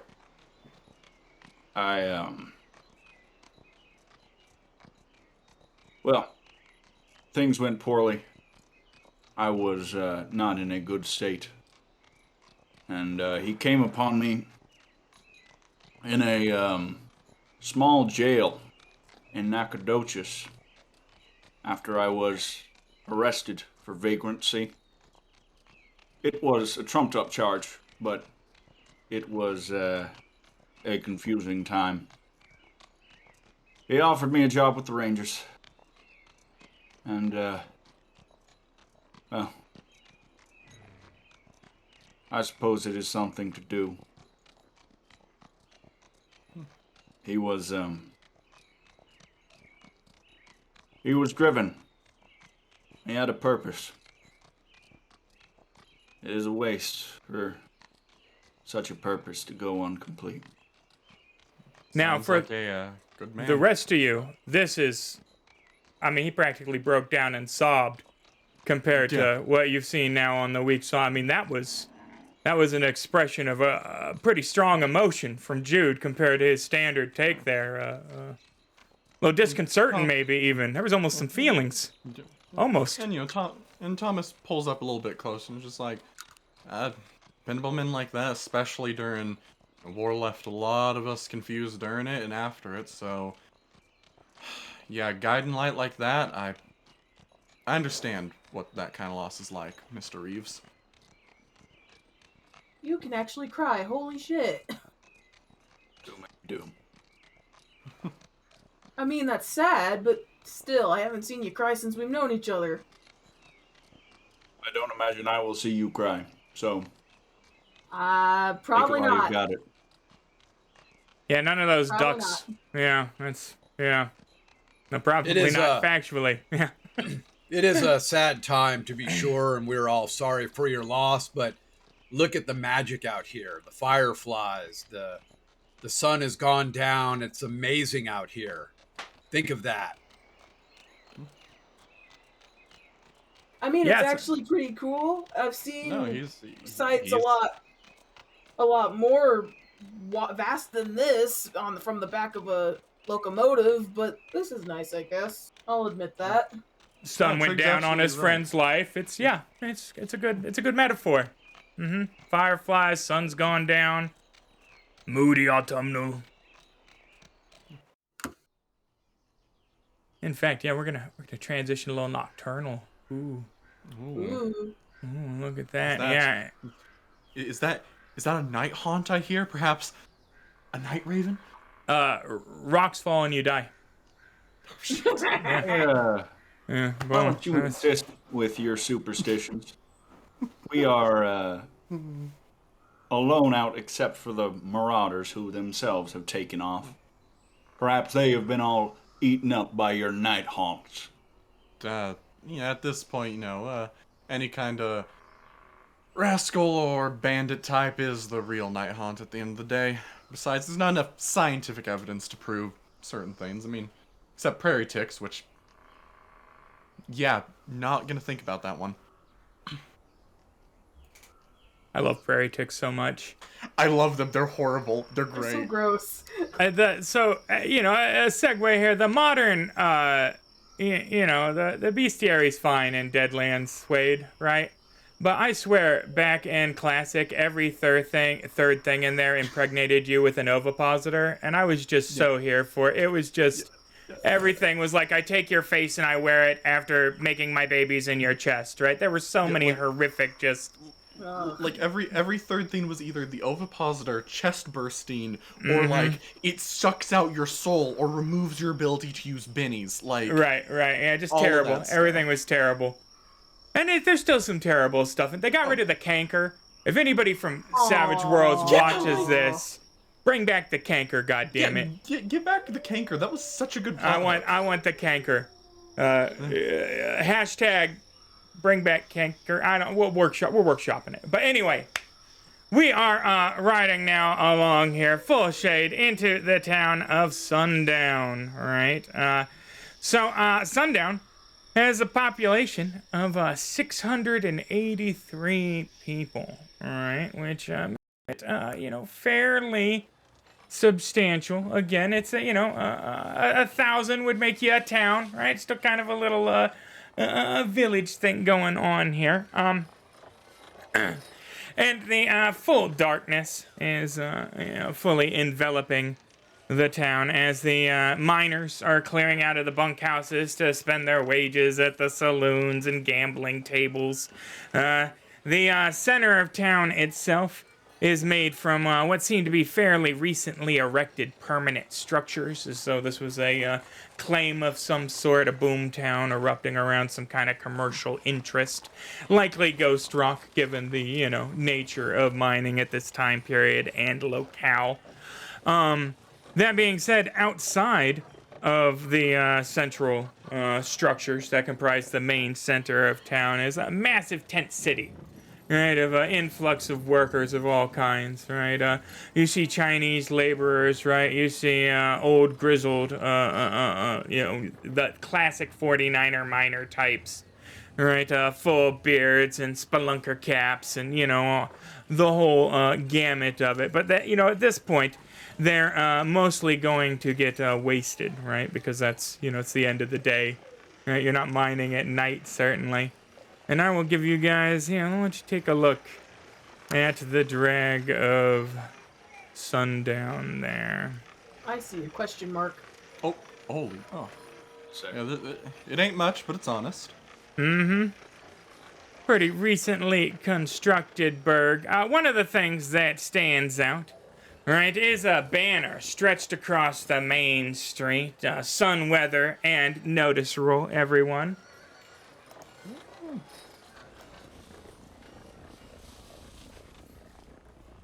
Well, Excellent, successful notice rolls, just coming all over. Wow, just all over the place. Wow, for once, everybody, yay. Several bullet holes in the banner. One of the locals catches you guys eyeballing the thing. Says, "That's our quick draw competition. Day after tomorrow, high noon, right here in the main street. You don't want to miss it, friend. It's gonna be a spectacle." And then happily expositions his way off to go get drunk in the saloon. There goes that goddamn exposition fairy. Right. People wandering around, mostly minding your own business. Now, although you have a lady with weird science devices and a scar across her face and a massive strong man, right, and a tin star, nobody's paying you guys no never mind, really. I mean, this is a place that's clearly used to a little bit of weirdness, right? Most of these places, they're a little more superstitious. Maybe it's the 600 people. Maybe it's a location on the fringes of, proper civilization. But none of them seem too invested in you, as weird, people. Giving you a little carte blanche here. Shiloh. Now, just as a reminder, as we're going in here, we don't want any sort of incidents. So, keep yourself. I'm aware. Yeah, I got a handle on it. I got a lid on it. I mean, I smell like crap, but that'll be easy to deal with. But you've been on the road, and we're going to get good and drunk, so that shouldn't be a terrible, I'm still handling this. It's only been, a month since I figured that out? I have a handle on it, I swear. Have we had any incidents since you first saw it? No. No. I got a grip on it. Thomas leans over just ever so slightly towards Reeves and is just like, so, is she covered by general superstition? Z-snap. I do not recall asking you to join our conversation, sir. I'm sorry. Pardon me, I just... He saw it too. He's a part of this. He is a muckraker. I mean, that's... Inserting himself into other people's conversations. Trust me, a muckraker for the tombstone. I assume another week of me editing things down, and I might actually have some story about a crazed mountain lion that eats horses instead of, anything else. That would be. Speaking of which, she starts kind of chewing her fingernails a bit. Crazed mountain lion is a good story. Perhaps that will keep you in the papers.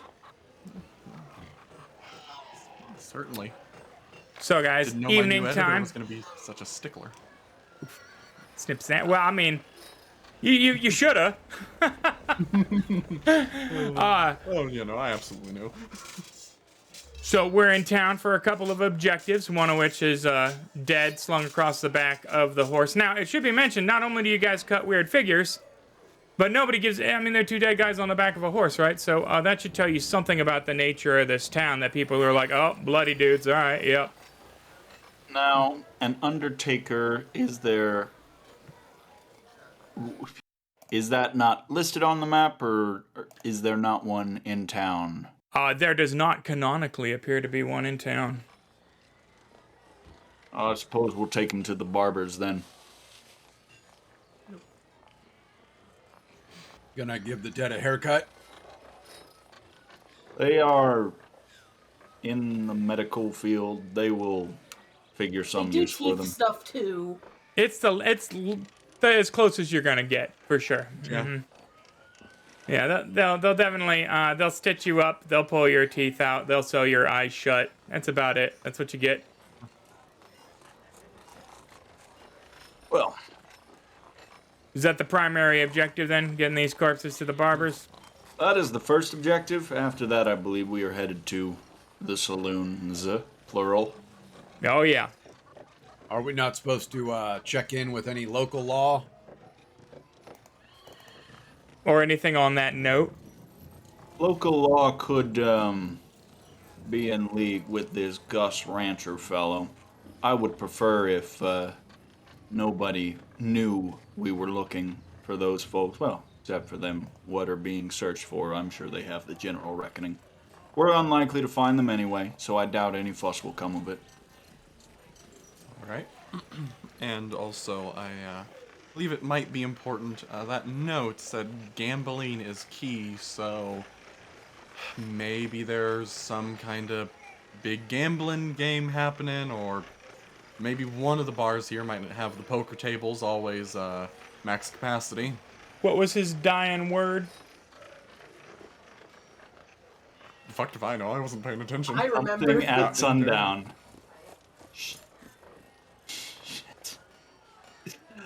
Oh man. Well, if your character would probably be like, well, didn't the dead guy say, you know? Well, I couldn't write it down. I can't read. Well, no, Shiloh though, she overheard as well there. And kind of like looks at the ranger with like a "Are you serious?" phase. Showboat. Showboat. Showboat. There are no boats around here. Another Could be a useful local pops up and says, "You say Showboat? Well, hell, you probably mean Showboat the performer, Adele Jackson. I think that's her name. Her stage name's Showboat. That's I reckon. She sings down at Gaston's. Mighty pretty lady, that one." Thank you, sir. That is a... Yeah. People are a little too friendly for my liking here. Ugh. It was actually the same. It was the same prospector. He was just walking back the other way with his jug of whiskey, just ready for the night, you know? Was he expecting a tip or something? Anyhow. I didn't see anything that said tour guide. If he was expecting a tip, he sure as hell don't know you. Ooh, another I will Z give you snap. one. Ooh. In fact, no, that's a Benny Z snap even. I like that one. Yeah, no, That was the Honey Muzzy. But Very well. to the barbers then, to a saloon, to both split the party. To the barbers is where Did I- Jude is going. Did I hear split the party? Did I hear everybody go to a different location? Everybody just kind of Rodriguez seach going the with, highest fear the level. Ranger. Well, yeah, It- excellent. Looks to me like there are 4 saloons, so we could each go to one and see if they're there. That's You true. should I mean, also yeah. leave me out of your sight, though. There you go. That's Not a yeah, good no, idea. So, possibly a good way to split it is send Thomas no, and the strong there's- man to no, Gaston's. No. Let's not split the party. Together, else we No, die. no, just Deadlands. Don't split the party in the Deadlands. Never. To the never- barbers. To the barbers. Everybody's going to the barbers. Oh yeah, the brothers' barber shop. They are in fact closing up because it is end of day and are twins. Are you brother? I am Idric, and this is I see. Hydric. That is similar. Anyhow, we are. We have bodies. Yes, I can see that. I have a body too. I, Hydric is possessing of a body. Yeah. No, these are not our Reeves, own. Reeves, Reeves, let me handle this. Hi, so, I'm hoping, do you two have any medical experience, or at least are good at, getting a corpse ready for burial? Was los? Nein. Yes. What is this about the corpses? No, They- Reeves, they no, have- Reeves, go ahead. Yeah, we have corpses. We need them dealt with and dressed for funeral. Oh, yeah. $1.50 each. All right. Seems- I can cover that. I can cover that. Reeves, you do not need to commandeer the salt this time. We will sew their eyes shut. Have you Yeah. purchased the plot? No, that will be our next stop. You will want to talk to Silas Vanamaker? I see. Where would we find Silas Wanamaker? Likely in the mayor's mansion, the Vanamaker mansion. That up there? Yeah, he has recently acquired most of the businesses in town, in fact. Really? Yours? That is fascinating. Yes, very lucky gambler. Oh, no. We don't gamble. Gambler, you say? Yeah. That is a fascinating tidbit. I appreciate it. You can leave the corpses in the trough and we'll get them in the morning. Perfect. Trough. Gotta keep Well, bodies we've cold. closed for the night. They're not going to get any more dead. Well, they're gonna get disgusting. He's absolutely right. Don't worry. That is about true. Are you sure? Well, it. yeah. Don't worry about it. Shiloh kind of things to leans do. over to the ranger. We're not going to put them in the shop. But have we invented refrigeration? Yeah, and Thomas pays them like. It's a as balmy everyone's June night. They're not gonna desiccate and no, they're not gonna drag them into their place of business. No, they're in the trough. It's a rough and tumble western town. Them ourselves. But you still need the plot, and Vanamaker just got the Boot Hills. Yep. No, we will deal with all of that and come back to collect them for funeral. So are you paying for us to sew the eye shut? And Thomas Thomas is already approaching money in hand, just ready Prepare to them begin for with this. burial as best you can. Yeah, $2 if washed. If washed. If washed, if you want them Wash the clean, clothes and stuff. Oh, you're putting them in the. Okay. it's only proper. I suppose. $2 for that one. $1.50 for that one. Just the one clean? Yeah. Or this one a dirty boy? He is not associated with me. He will be buried in dirt. It will be fine. Then why do you have his corpse? We came upon him. I'm a ranger. I'm just doing, duty here to try and make sure this man doesn't, rot out on the side of the road. He was an innocent victim. Seemed only right. Honestly, it would be rightful of you to take care of it just on, $3.50. Thomas is holding out like $4. Yeah, they take it. Come back, first light. Just curious, do you recognize either of them? They're still, and I guess you've thrown them in trough. He kind of boots one. He says, "Oh, yeah, local lawman." What about Gus Cantrell? His name ring a bell? 9. Probably a fake. Was ist das? Gus Cantrell? Yeah. Well, that will conclude our business. Farewell. And the eyes will be expertly sewed shut in the AM, as mentioned. Asa will be washed as you can get a guy that was shot to death and then rolled over in a wagon accident. Parts of him are at odd angles. It's not, but it'll be Christian, right? But, with that established, we've dropped the bodies off and, can go to, probably too late for the mayor's mansion at this point. I would imagine the Gaston's, was it?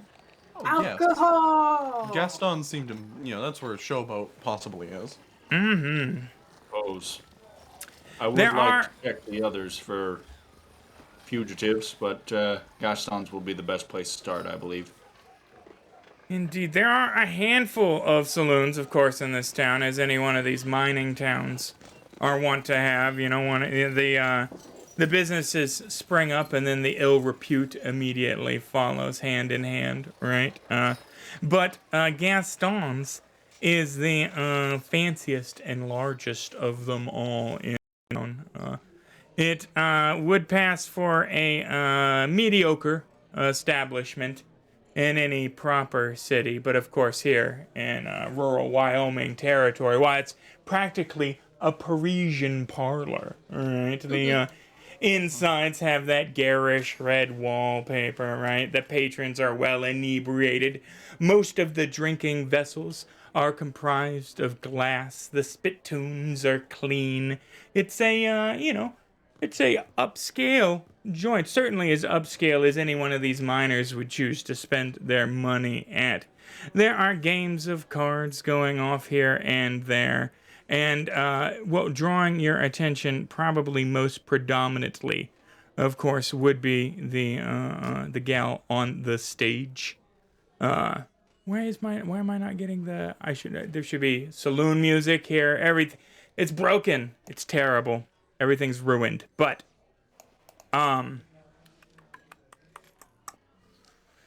excellent. So, you guys see a beautiful woman finishing up what appears to be a burlesque set, right? She's got dark olive skin, the hair and the perfect ringlets, wearing just the corset kind of frilly bustier thing, like at the end of a provocative kind of French dance can, sort of something incredibly tame by modern standards, but that back then would be just salacious. Right, and there is a bunch of people applauding, right, and people are rushing up to get autographs, right. She's like tossing out a garter. She clearly has a bunch of drunk fans here, right. It's a crowd assembled around her, and it's quite obvious from the people shouting out that this is in fact Showboat, right? The gal there, Showboat, I'll give you $25 for the night. Showboat, I'll give you $30 and a mule. And she's like, boys, doing that Dolly Parton kind of flirtatious but like self-assured thing, where she knows she has the room, right? She doesn't need to get all brassy with it, right? Because she has the room, right? That said, there are so many people pressed up there, right, trying to get her attention, right, that it would take something more spectacular than you guys just standing there going, Thomas jumping up in the background, ooh, me. Thomas will approach the bartender, Mm-hmm. whoever is working the bar tonight. Lean forward, and just simply ask, excuse me, I'm a reporter for, and like he paused for a minute, a small thing in New York Foxtail Publishing. We New are York currently City. Yeah, Get a rope. I'm a traveling reporter for them. We're currently running a little story on the secret lives of America's most underappreciated performers, but also the most common is the word I'd say. Though, you get what I mean. Well, you will find no common or unappreciated performer here, mister. Well, in this instance, clearly, this Showboat, I've heard the name before, so... Well, of course you heard the exceptional name, performer. Adele Showboat Jackson. Hell, she's the prettiest peach this side of the Mississippi. I'll say. And how much for, what would it take to get an interview with Miss Jackson? Well, you speaking to the wrong feller. I ain't no Adele Jackson. Hell, she's a self-actualized modern woman. She makes her own decisions on appointments, mister. Just in the event that those kinds of things were run through the saloon proper, I was just wanting to have that base checked. Oh no, Thank you for your time, sir. she ain't an owned gal. No, she's a free agent. More I didn't power know to you were her. going to write a story on her. And Yeah, Thomas, it's kind of an straightens odd his subject. waistcoat. He is an odd fellow. So she I'm getting sets that her own impression. times. Will she be here tomorrow? Well, yeah. I mean, she performing every night. It's her job. Hell, Where does without she Showboat, spend there her ain't no days? Gastons. Practically, the rest of it's just flash in the pan. She's the heat. So where does she spend her days? Well, now that's getting my personal there, mister. We're I think, looking for an interview. well, yeah, a lot of people are looking for an interview. She is a lady of the night. I think you would probably do best to ask her yourself proper. I'm not trying to make her any more vulnerable. Well, you want me to See. drop a fizzy tablet into her drink too, huh? Is she still up at the stage? Yeah. Mm-hmm. Trig is just going to start walking there and moving people aside. I do not Excuse know what that me, was coming about. through. Do you know a man by Just the sit name at the of bar. Gus Cantrell? Man, no sir, I can't say that I do.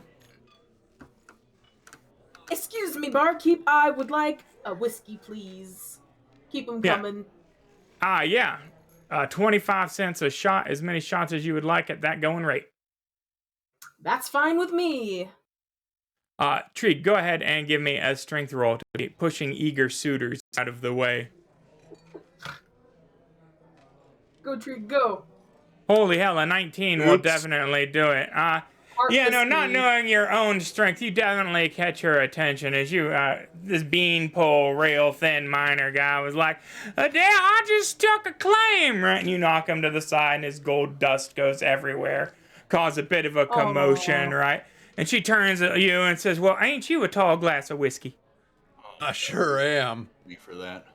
I apologize. Only saw the end of your show, but it was pretty magnificent. Well, I'd My say with a reaction compatriots- like that, I inspired quite the confidence in you. Oh, for sure. My compatriots over there would like to interview you. Well, now, honey, you're going to have to wait a better time. There are several gentlemen that would like to interview me. And, like, at this point, Thomas holds up camera in one hand, book and pen in the other. It's a genuine interview. He's a reporter. Oh, I'm sure it is. I'm sure you have all kinds of special interests, Shug, but it's going to have to wait. Aw. There's a line. Well, what's our number? Well, now, I haven't looked at the pull tab system that we just invented spontaneously here, but you're going to Can need I something roll? more intriguing than a story. Lots of people want to write stories about Adele Jackson.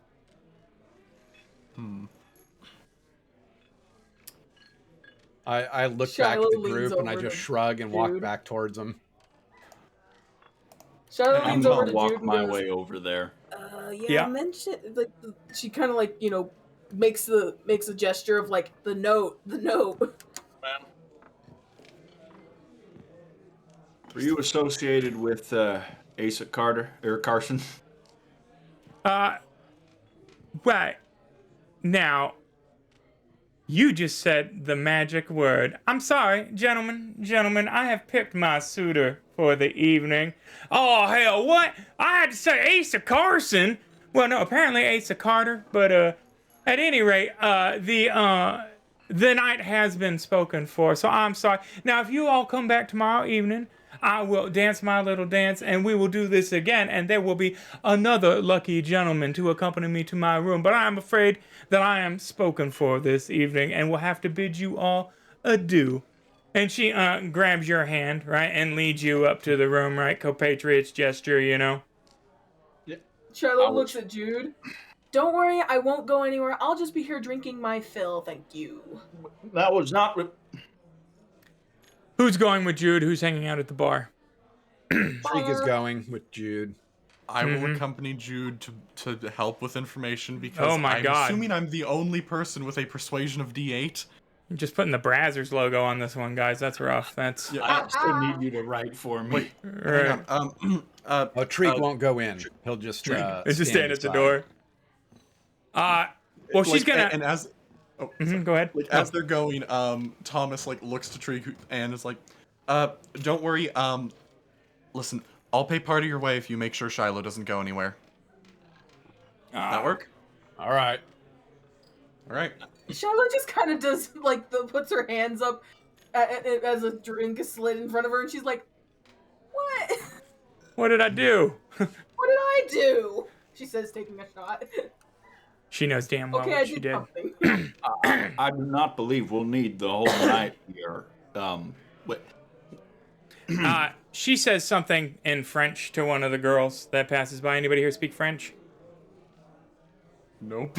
No French language skills. No, boom. All right. No, just something in French.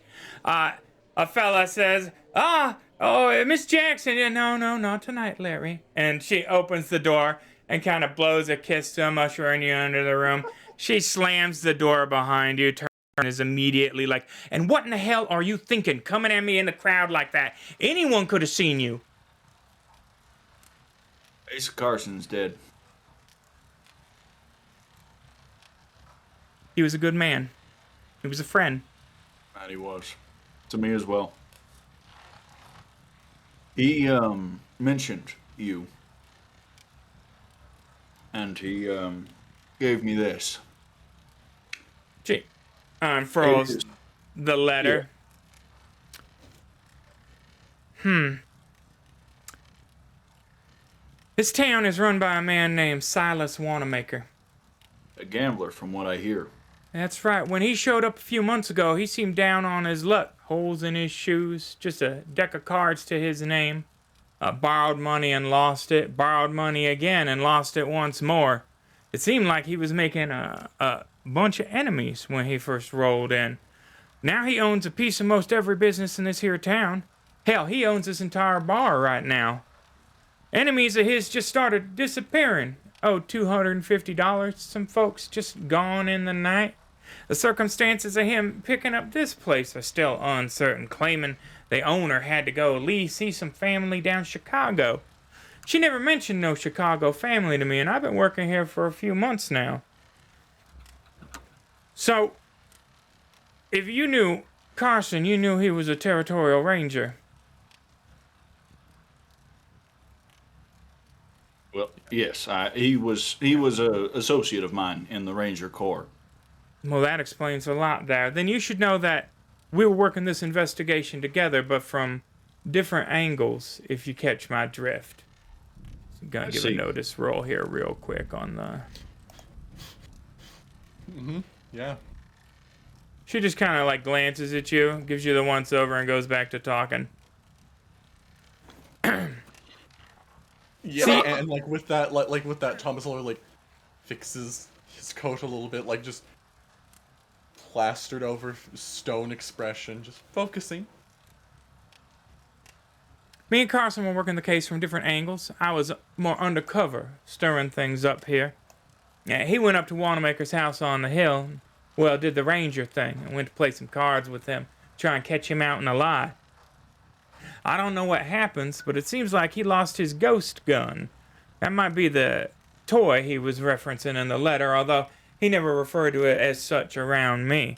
A handy little Colt Navy he said he took off of, well, something unearthly.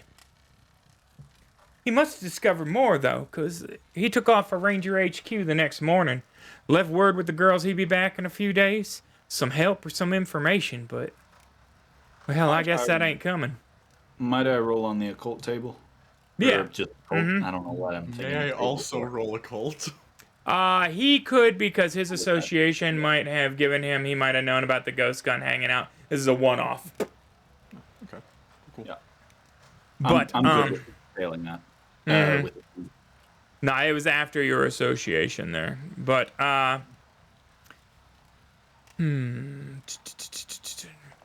you being here might tip Silas off that we're working together. And, well, frankly, I can't have that. I've been under this for 2 months now. It looks like you're gonna have to take Carson's spot.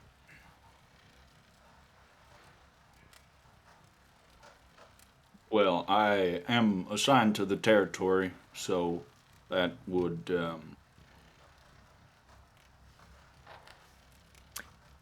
You know, I the feel folks like I'm around not- here, they ain't no better or worse than nowhere else, but sometimes I get this strange itch Like something bad's about to happen. Something from the other side, if you know what I mean. Uh-huh.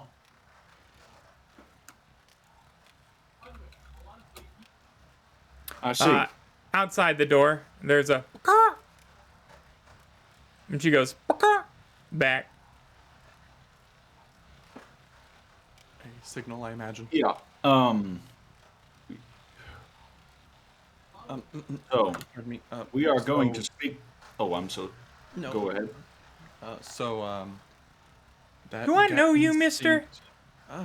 Nah, it's just one of those faces. He does have one of those faces. I do, I said but the same also, thing. you know, if you read the epitaph, I know there's at least one photo of me that they managed to take. I usually work with the epitaph. Speculative writing on I'm not really partial rationalization to the of rags. I understand That's it. what I Not many told him as people well. are. Everyone's a critic. Anyways, so gut instinct comes from the other side. Where are we getting this from? You mentioned a ghost gun already. Anything else you've managed to pick up? At first, And I thought it was just the town marshal, Buck Norman, just killing people for Silas. He's the type, right? He earned his star based upon his viciousness more than his morality, and has been a mean junkyard dog for Silas since getting the position.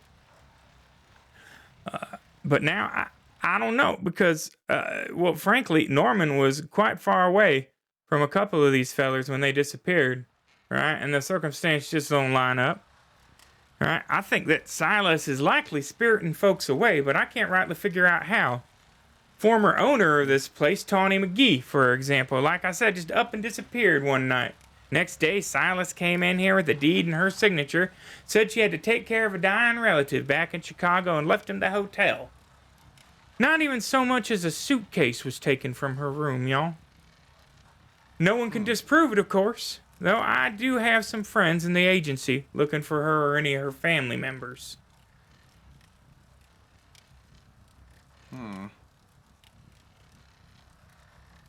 Now, I know you might be a territorial ranger, but this would be a special favor to me on account of Carson being a personal friend.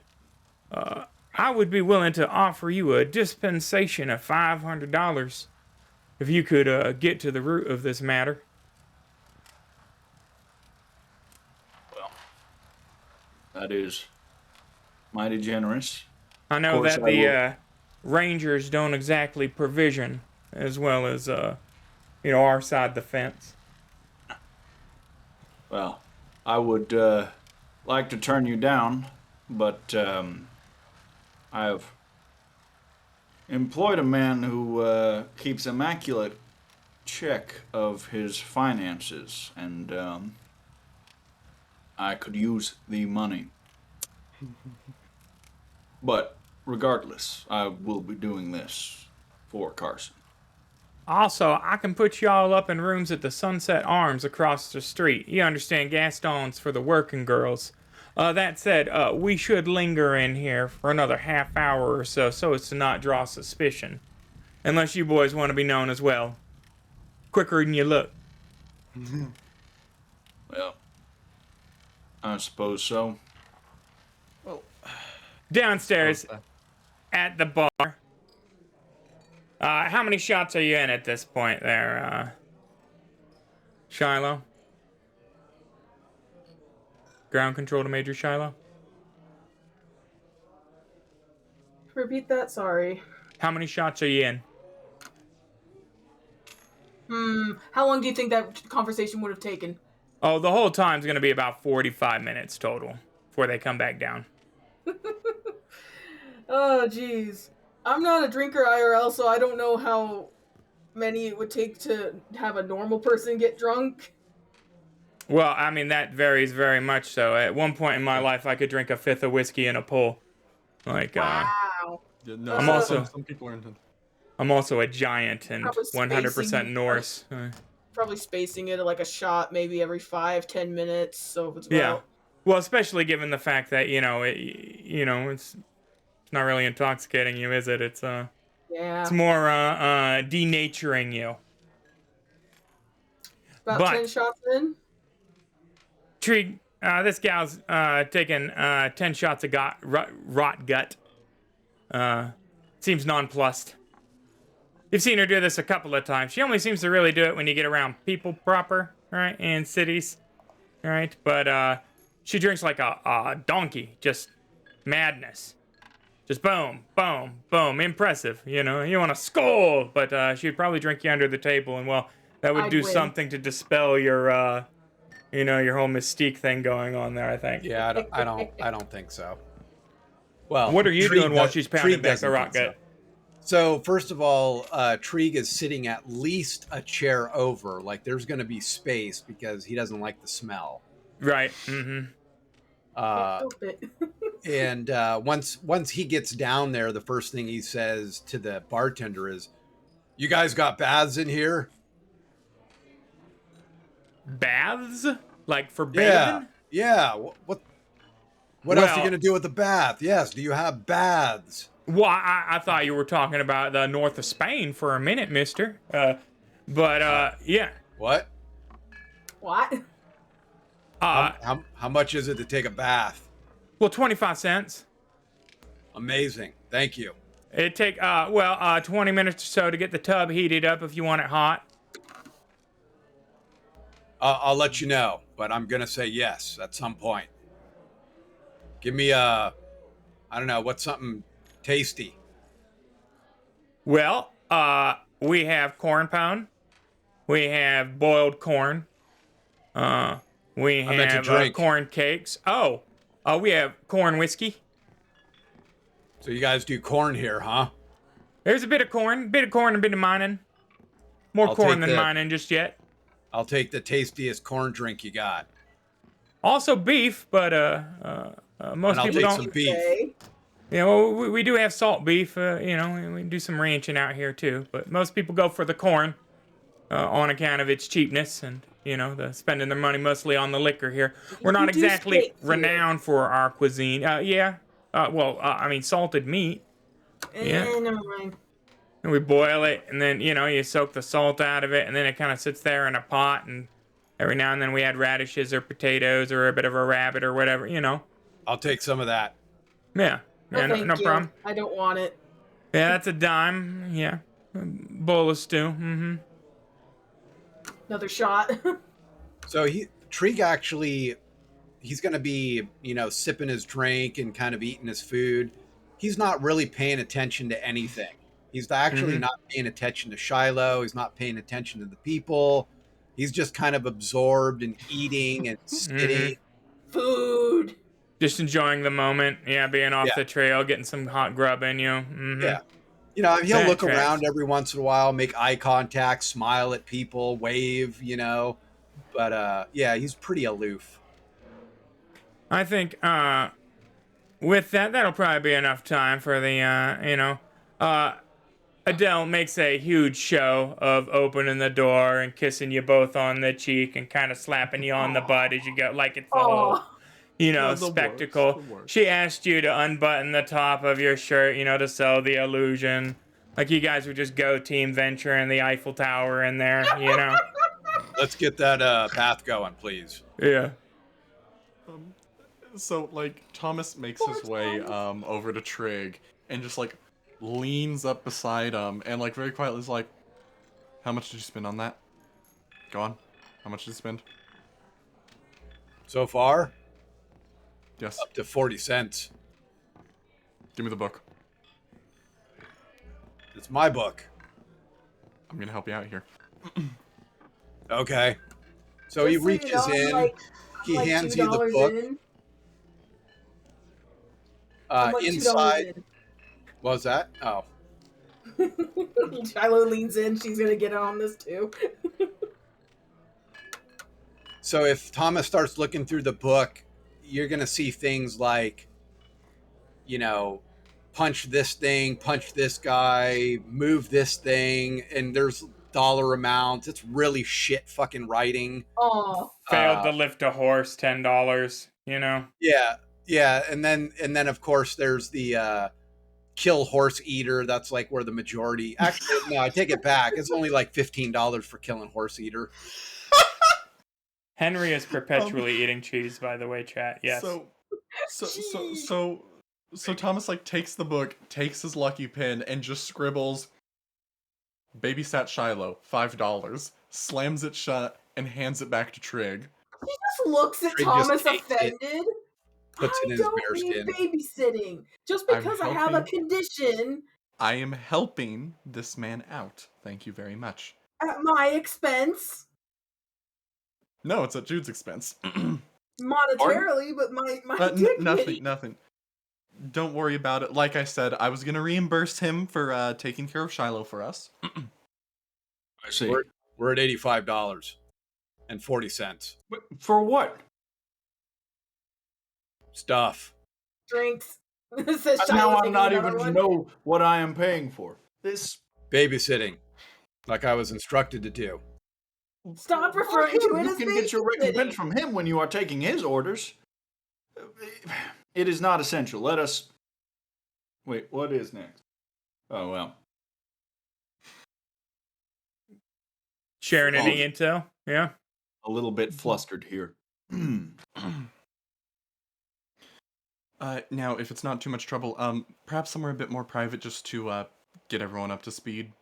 Well, in about 15 minutes, I'm going to be taking a bath. You can all join me. Will you charge me for it? It will not fit. I mean, you're going to be like so disappointed in this bathtub. You're going to get in there. Now, as a guy that's 6.5 feet tall and 300 pounds, I can assure you most bathtubs are really sad. You put 2 inches of water in the bottom and then you're just sitting in your own soup. You're like, oh boy, I displaced a lot of liquid. That's not great. It's depressing. Yeah. It's very depressing. Aww. I have not had a hot bath in like 4 years. It's been all just scalding showers to feel something, anything. Yeah. No, it has to be a hot tub, and then you're sharing it with strangers, and their skin junk's touching you, and it's all chlorine. Yeah, no, it just doesn't exist. I haven't had a bath since I was like a child because I've been a giant forever. Hey, you want to hear something awful? Hot tubs aren't supposed to foam. Don't. I'm aware. So. I'm aware. But it's not supposed to be. It's not supposed to be a people latte. No, okay, you have to expand on that because I don't believe you. No, don't. Save it for later. Okay, file that one away for later, but I demand explanation for that. A rich, creamy loam on top of your hot tub. That's the desired. That's all those oils causing the surfacation. It's wonderful, and then the proteins binding from various fluids that contain proteins that, when heated, just cook like egg whites as opposed to, hot tubs are disgusting. I hated people before there was a plague on, right? Like, I didn't like to be touched. My wife is the only person to touch me outside of somebody like taking my blood pressure or something. In literally 5 years, I don't touch people, right? And this plague has only made that it's going to be the rest of my life if I can help it. Like, just people are gross. Everybody's disgusting. I don't like touching things that other people have touched. And the idea of getting into a hot tub now, right, in this day and age, right? Jesus Christ. Do I own it? Am I the only person to have ever sat in it? Did I personally supervise the chlorine and the water being swapped out? Because otherwise, you can go fuck yourself with your hot tub. Yes. Especially when they're foamy and they got the cappuccino. The Capadudo. Because of the jets in the water, but okay. Well, now, if you put air into water, does it generally form a foam, or do the bubbles come up to the surface and then disappear? There are bubbles. Fine. If it's foaming, bubbles up to the surface fine. and go back down. Yeah. If the bubbles disappear, that's good. But if the bubbles form a head on it, like a nice beer, right? Well, I'm lucky you got then, issues. I've never been in a hot tub like that. Anyways. Oh well, you should hang out in more trailer parks. God, the rich upper class over here. But all right, hot tub segue over. Back onto the sharing of the intel. Are we sharing that Silas Wanamaker is suspected in the disappearance of people, and perhaps that Carson lost both his ghost gun and mayhaps his life to some of Silas's machinations, as Silas has suspiciously taken over went from a down on his luck deadbeat gambler to a guy that has his finger in nearly every pie in town. Once we can, we'll let Trig have his bath first, and then we'll meet up. Yeah, again, how foamy is that bath? How much water did we just place here? No, we've already been there. But yeah, bath accomplished. You guys have rooms across the street should you want to actually sleep, get a rest in, regain power points, start fresh in the morning. Who's gonna babysit me? There's some bumps and bruises. Who's gonna babysit the corpse? Well, that's a good question. Do we trust the corpse to sleep alone? I just shut down like a dead MacBook. Yeah, but I mean, you probably want a binder or something, right? I mean, just in case. You got neck shackles. What's our protocol for when bedtime comes? We've been traveling for about a month. Yeah, no, I want to know. Got handcuffs. What's our protocol? Cuff me to the bed. Wow, I didn't think you were into that. I was thinking more cuff your hands and throw you on the floor, but, whatever works. Let me have the dignity of sleeping in a bed. Well, I mean, beds are, that's like 50 cents each. It's an outrage. Not tonight, mind you, because they're being financed. But, everybody getting a bed? That's nonsense. What is this? The Taj Mahal? Three rooms. One of them, sure, you wait for me to, just die again, and then you put me on the floor. All right, just handcuff you to, the foot of the bed, Doesn't need a bed. I'm dead. It's true. Right? That's true. You've been depersoned. So what rights? You literally have though at this time period. I mean, they don't establish harrowed rights until the 1920s in the timeline with the noir. Like, you literally have been depersoned. If they find out, their support groups. It's so weird. Remember before we had noir, when it was just classic hell on earth, and they didn't start a civil rights movement for harrowed until the 2050s, and then cyborgs just murdered everyone. Yeah, they immediately were like, hey, okay, so harrowed exists, we're gonna turn them into super weapons. Oh, that was a mistake. Yeah, full stop. Yeah, they didn't. I do like that harrowed gets rights in the 1920s, and they become a known thing, and they're like, we're not all evil, and there are harrowed sex aids, marital aids, literally canonically baked into noir. There are. It's a thing. Yeah, there are, because your bits don't work, right? But you still want to find love, and just because you're dead doesn't mean you got to be dead. You know what I mean? No, the new science era of the 1920s brings in all kinds of wacky nonsense and harrowed rights. But right now, everybody, they would freak the fuck out and then cut you in, draw and quarter you. Anyhow, we go over the briefing there and figure out sort of what the plan is. Now, we need to talk to this gentleman anyway to establish a plot for those two down there. I think it's probably best if we do not bring up the names of those we are burying. Of course. Absolutely. Wholeheartedly agree. With that in mind, I do think it would be nice if we could potentially search for this ghost gun, whatever that may entail, while we are in there. Which I would assume, Shiloh, will fall to you, given your propensity for a disappearing act. Is that why you don't like me being alone? I don't like you being alone because you are an undead creature that can tear out someone's throat if left alone. Have I torn out someone's throat? Yes, factually. Last week. Literally, that was factually. Craig that did the final blow. I slashed the guy across the face. I did tear his throat out. Technically. Yeah, but you will apologize my indulging in hyperbole. Yeah, six of one, half dozen of another. Bones sprouted out of the end of your fingers and you flayed a guy's face. We're quibbling over semantics, right? You're still an undead monstrosity capable of serrating a dude. It's she's gonna fight for every shred of personhood that she can, even if it's quips. Oh yeah. I wouldn't like being a second-class citizen because I just happen to have died and come back inhabited by a pure demon. That's whatever. Second class is a bit too decent and generous. That's true.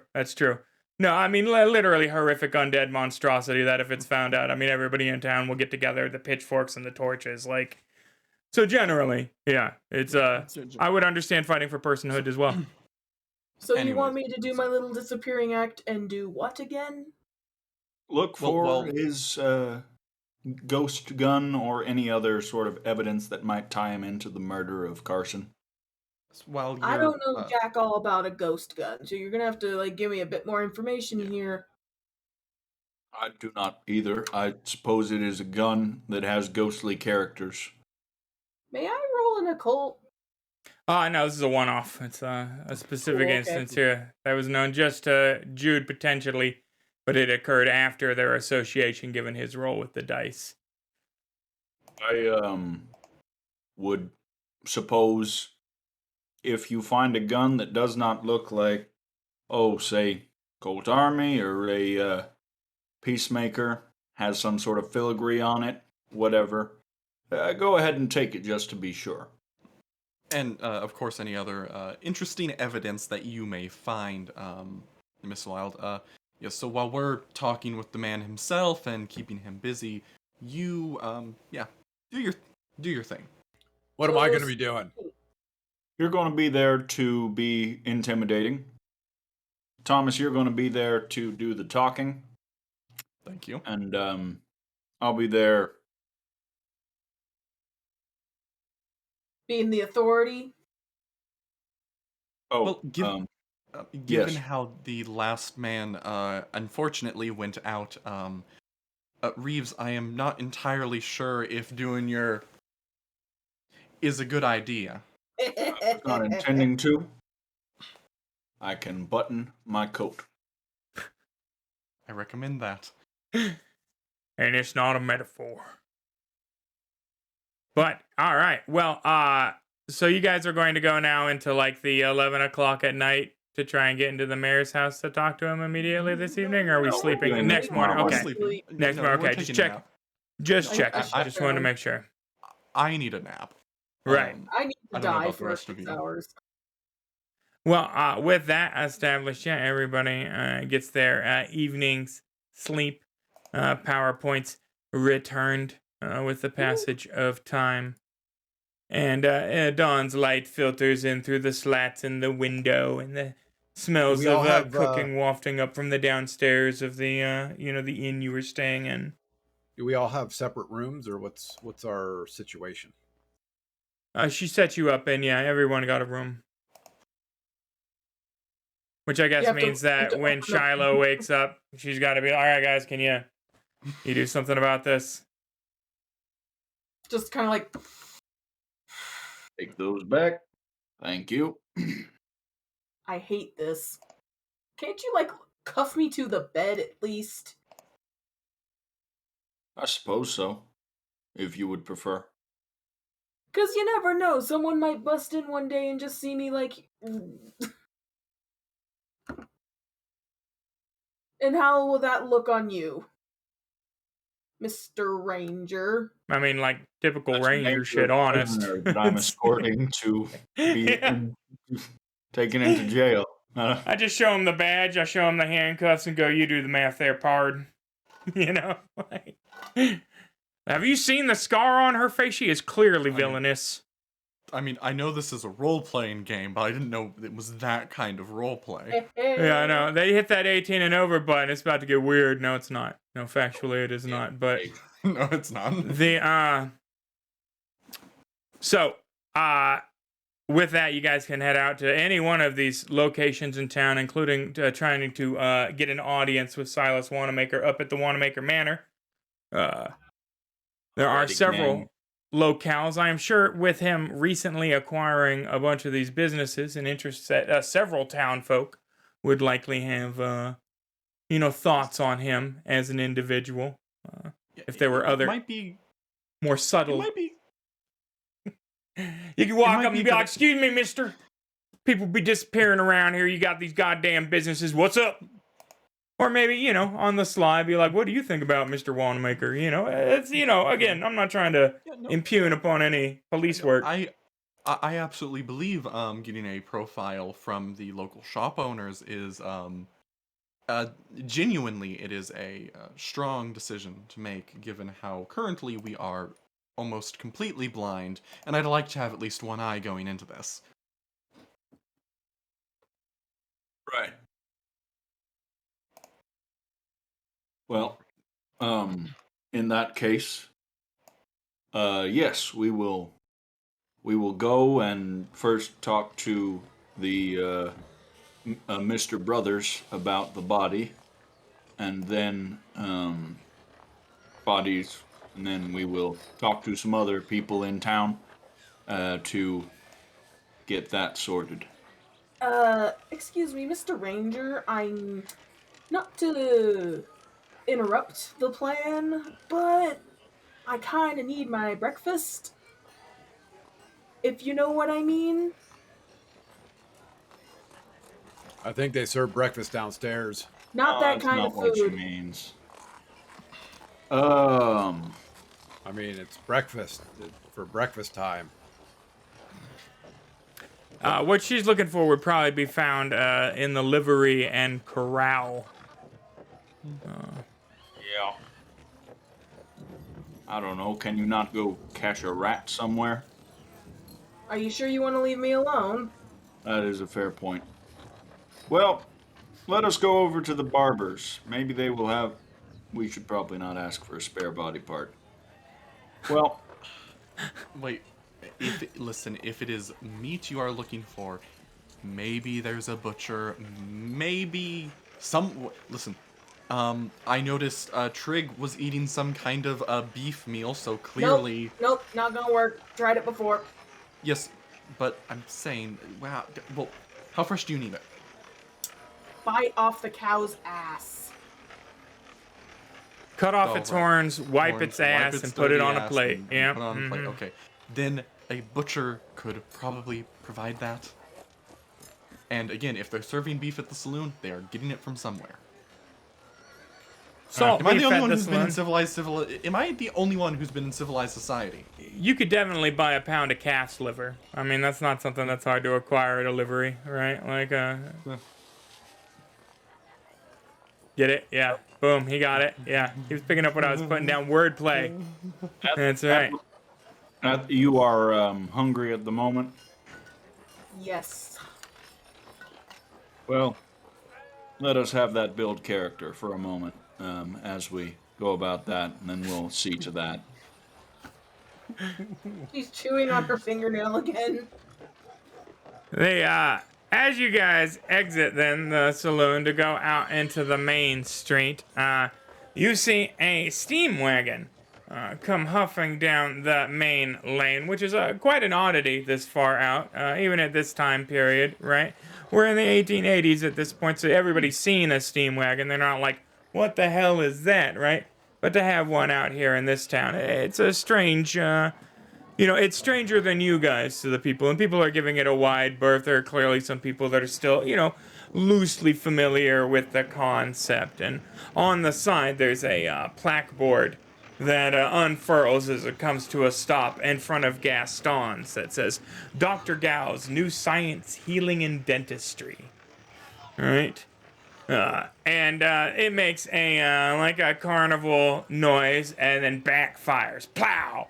With the sound of a gunshot as black smoke belches out and a young Asian man hops down from the front of the car. Unfortunately for the young Asian man, there appears to be a surly and a large gentleman stirring in front of what passes for the marshal's office here. Well, the sheriff's office here. That seems to have been roused from his slumber by the backfiring of this steam contraption here, all right? And you guys, take note of him kind of pouring a bottle, right? He gets the no drops, smashes it on the porch, stands up and stumbles over to the cart. The Asian man has unfurled a little shelf. He's setting out bottles of elixirs and curatives, right? And he picks up one of the bottles, the big surly man that you now see is wearing a sheriff's badge, and says, Dr. Gal's Merkel cure-all, huh? It's gonna cure all.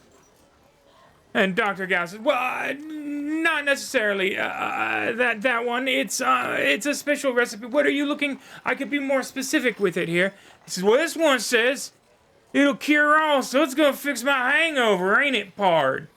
He pulls the cork out with his mouth, takes a shot of it. He goes, this is goddamn snake oil. I still got a hangover. Tosses it down. You come into my town, sell fake tinctures and tonics like some kind of charlatan ne'er-do-well. Boys, and he whistles, right, to, 10 o'clock shadow deputies, both reeking of rot gut whiskey, come ambling over and go, looks like we got ourselves a problem. Deputy pulls another one and goes, this is snake oil with honeysuckle. I don't happen to This is recognize tonic water. Huh? I don't happen to recognize these boys, do I? No, I mean, they seem to be what's passing for the law on this point. Sheriff and the deputized, but certainly not anybody reputable. All right? And I you just ain't... wanted to make sure they weren't part of that posse last night. No, they're not. No, they're separate for sure. You They're ain't none but a nondescript fake. rat bastards. Get him, boys. And they're just gonna start beating the shit out of Dr. Gao, Sarah right? leans over to the ranger and goes, do you want me to... And she starts rubbing her hands together. Poor. Is that an okay? Can I do it? What? They're beating the shit out of him. Are you selling fake tinctures? Well, that's no reason to fucking beat a guy. Damn. That's literally a reason to beat a guy, yeah. Against the law, isn't it? She's gonna do it anyways. She starts rubbing her hands together. Are you saying you're going to attack the lawmen in broad daylight of the main street as they dispense I'm not gonna attack justice? them. But, like, she starts rubbing her hands together, but then she kind of thinks for a second, and then she kind of like adjusts like the thing on her neck. Can Thomas I tell puts- them to go away? Thomas puts a hand on Shiloh's shoulder, just like, listen, right now, I'm gonna assume with you that maybe his new science miracle tonics actually work. Still, they're beating the shit out of man. It is the law. Now, I'm familiar with some towns like this, and usually if you pull something even scientifically weird, I'm not saving your ass from jail, and I don't think Mr. Reeves is either. They're picking him up and using him to clear the shelves, you know? Like, Can I Save you stop from them the now? news. Can I at Not least in a tell way them to you'd like. stop? Can I tell them to stop at least? That's none of our business. I mean, now they're working him over pretty good, but it's clear that they're not trying to kill the fella neither, right? Like, it's cruel, and it's definitely a terrible ass whooping. He's gonna come away with broken nose, swollen eyes shut kind of deal, but they're not kicking him in the throat, they're not kicking him in the kidneys. Each one of them has a knife and an iron, shooting iron on him, right? Like, they could be going about this a lot differently. This is just, making an example of the fella. His fine and night in jail is happening right now. Yeah, essentially, he's just getting run out of town. This is maybe an illustrative example of what you could expect should you think that you could trust the local constabulary to perform admirably in their duties. Hopefully he's got Call it worse yourself in your a defense. lawman. Yeah, You don't think this is at least somewhat excessive? Okay, listen, Shiloh. Again, I do not agree with this. I would love to just run in, fix the problem right now. But I need you to consider, with what we know of this town, are you sure you want to make that move? I want to talk to them. I won't. I promise. I'll take my gloves off at most. I don't have a gun. I just want to talk to them. There ain't no cause to talk to them. They're doing their duty. And They're about we've wrapped got up, our own. One more good boot to the sternum, knocking the wind out of his lungs, spit. And with every hit, Thomas winces, like he's hating this. But Shiloh is glaring at the ranger. That's true. You could have just prayed at them. You could have been real, like, oh, this is ungodly, right? And shamed them into, because ladies did used to be able to exert that social pressure back in the day for sure. That was, but then, when I say ladies, most of them are alive and not horrifically facially mangled. You know, like there's some issues that add some complications to the. Oh, this is not moral, gentlemen. Please, maybe not the Shiloh take. Like, I mean, if she's a lady, I had no clue I was talking to a lady. Anyways. How dare you? Yeah, but I mean, they definitely, whoop the crap, old boy, and kind of give you the nod, right, for not interfering as they go about the, Buck, as one of them calls him, Buck Norman, adjusts his belt in that kind of, my belt buckle is too big for my gut overhang kind of way, as he saunters back to the front porch of the, what passes for the sheriff's office here. Shiloh attempts to spit and just walks over to the guy to help him up, and it's like, sorry, I would help, but someone just said no. Oh, well, it was probably best that you didn't interject. They probably would have been more violent, honestly. And, Thank you for your kindness, though. Please, here, take a bottle of my miracle elixir. No, you need it more than I do, sir. Oh, I have plenty. Please, by all means. And Thomas will approach as well, and he will literally just, like, give this man $10, which I know is a fuck ton of money. Just like. I mean, what do you want? Like a do you want like an ounce of heroin? I mean, what do you want for $10? I mean, what are you here for?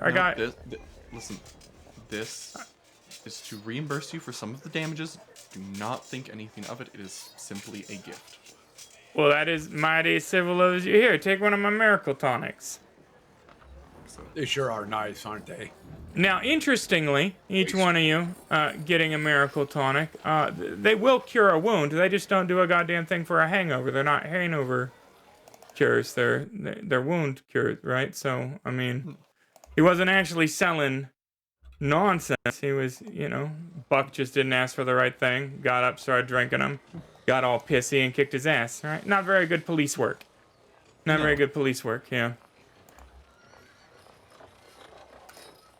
But we're still alive. Yeah, and Dr. Gao is like, well, I am clearly not going to set up here. If you guys want any more miracle tonics, I will be about 2 miles down the road that way. There's a nice copse of trees. I'll set up in alongside a grove. I can make a little amphitheater with the nature and, get any travelers through here. It's clear that this is not going to be the brisk business I was assuming it was going to be. Good luck. Yes, thank you very much, he says as he, swollengly climbs back up on his thing, turns the crank on the thing, slams down, pulls on a lever. It lurches to a start, the clapboard folds up, and he starts, ambling along his way, people jumping out of the way as he goes. Shiloh just kind of pockets the tonic and just kind of folds her arms and just continues to glare at the ranger. Trig comes up behind Shiloh and Thomas, puts his giant hands on both of your shoulders. You two are so nice. He looks over at the ranger. Next fight's on me, Ranger. Ooh, a free one. Look at that. I guess kindness does truly pay off. Now, can we go about our business for the day? I'm hungry. Yes. If I had to behave myself any longer, I'm going to... Well, then you will be splattered all along this lovely street. So I would assume you should try and continue to behave. Fine. Glad to have an accord. Now, to business. To business. And to business indeed. The business, of course, being that concludes our very first episode, Season 1, Episode 1, Year 3 of Deadlands. That is the segue into next week's episode, but we do a couple of things to wrap up our sessions of Deadlands here. First, we start every episode after the first one with a campfire tale, so I'm going to roll a d4 now, which will randomly assign who will kick off our next episode with just a free intro. They don't get a Benny for it. I just make them do it. It gives me 5 minutes to sit here and get baked and be like, Jesus, what are we doing tonight? All right, I guess there's going to be some cowboys, and, there'll be another cowboy, and they'll shoot guns at each other. I got it. All right, perfect. Episode done. We'll roll this time and we'll get the first one. We'll roll next time and we'll get the second, and they'll just do it from then on. For sure. And I rolled a 3, which means we will be hearing an anecdote from Jude to kick it off next week. That's right. Our very first interlude. So with that, guys, we don't just do Savage Worlds Deadlands here. I love Savage Worlds and I love Deadlands personally. If I could get the whole world on the Savage Worlds train, I would ride it all night long, right? Unfortunately, people, they hear that Dungeons and those Dragons and they go, oh god, that's what I want. Excelsior! Right? So we run 2 Dungeons and Dragons shows here in addition to our Wednesday night Deadlands extravaganza. We have our Tuesday night Curse of Strahd also premiering world premiere next Tuesday night, same bat time as our Wednesday night Deadlands show. And then the week after that, the triumphant return of the Rod of Seven Realms. Friday night coming back with, a very impressive Dragonborn, I'm just going to say, joining the cast. We are super awesome. Excited about his costume and his authentic across the pond accent. That's right, I got me a Brit. I'm a real tabletop RPG channel now. That's right, it's not even fake. It's not even all this scuff. No, it's like legitimate. I caught one Pokemon style. He is in my Pokédex and eager and ready to go. So we'll be doing 3 shows a week here. 2 shows next week, and then the following week we'll finally be back to our 3 show a week maximum entertainment schedule. So you guys will have more tabletop RPG theater than you can shake a stick at, roll dice at, use Jeff Bezos's $2.50 to finance with your Amazon Prime.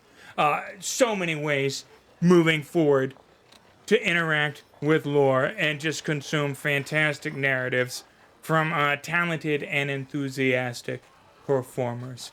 But with that, we're going to go into a raid. But before we do, may your dice always roll hot. Have a good night, everybody. We'll see you next week.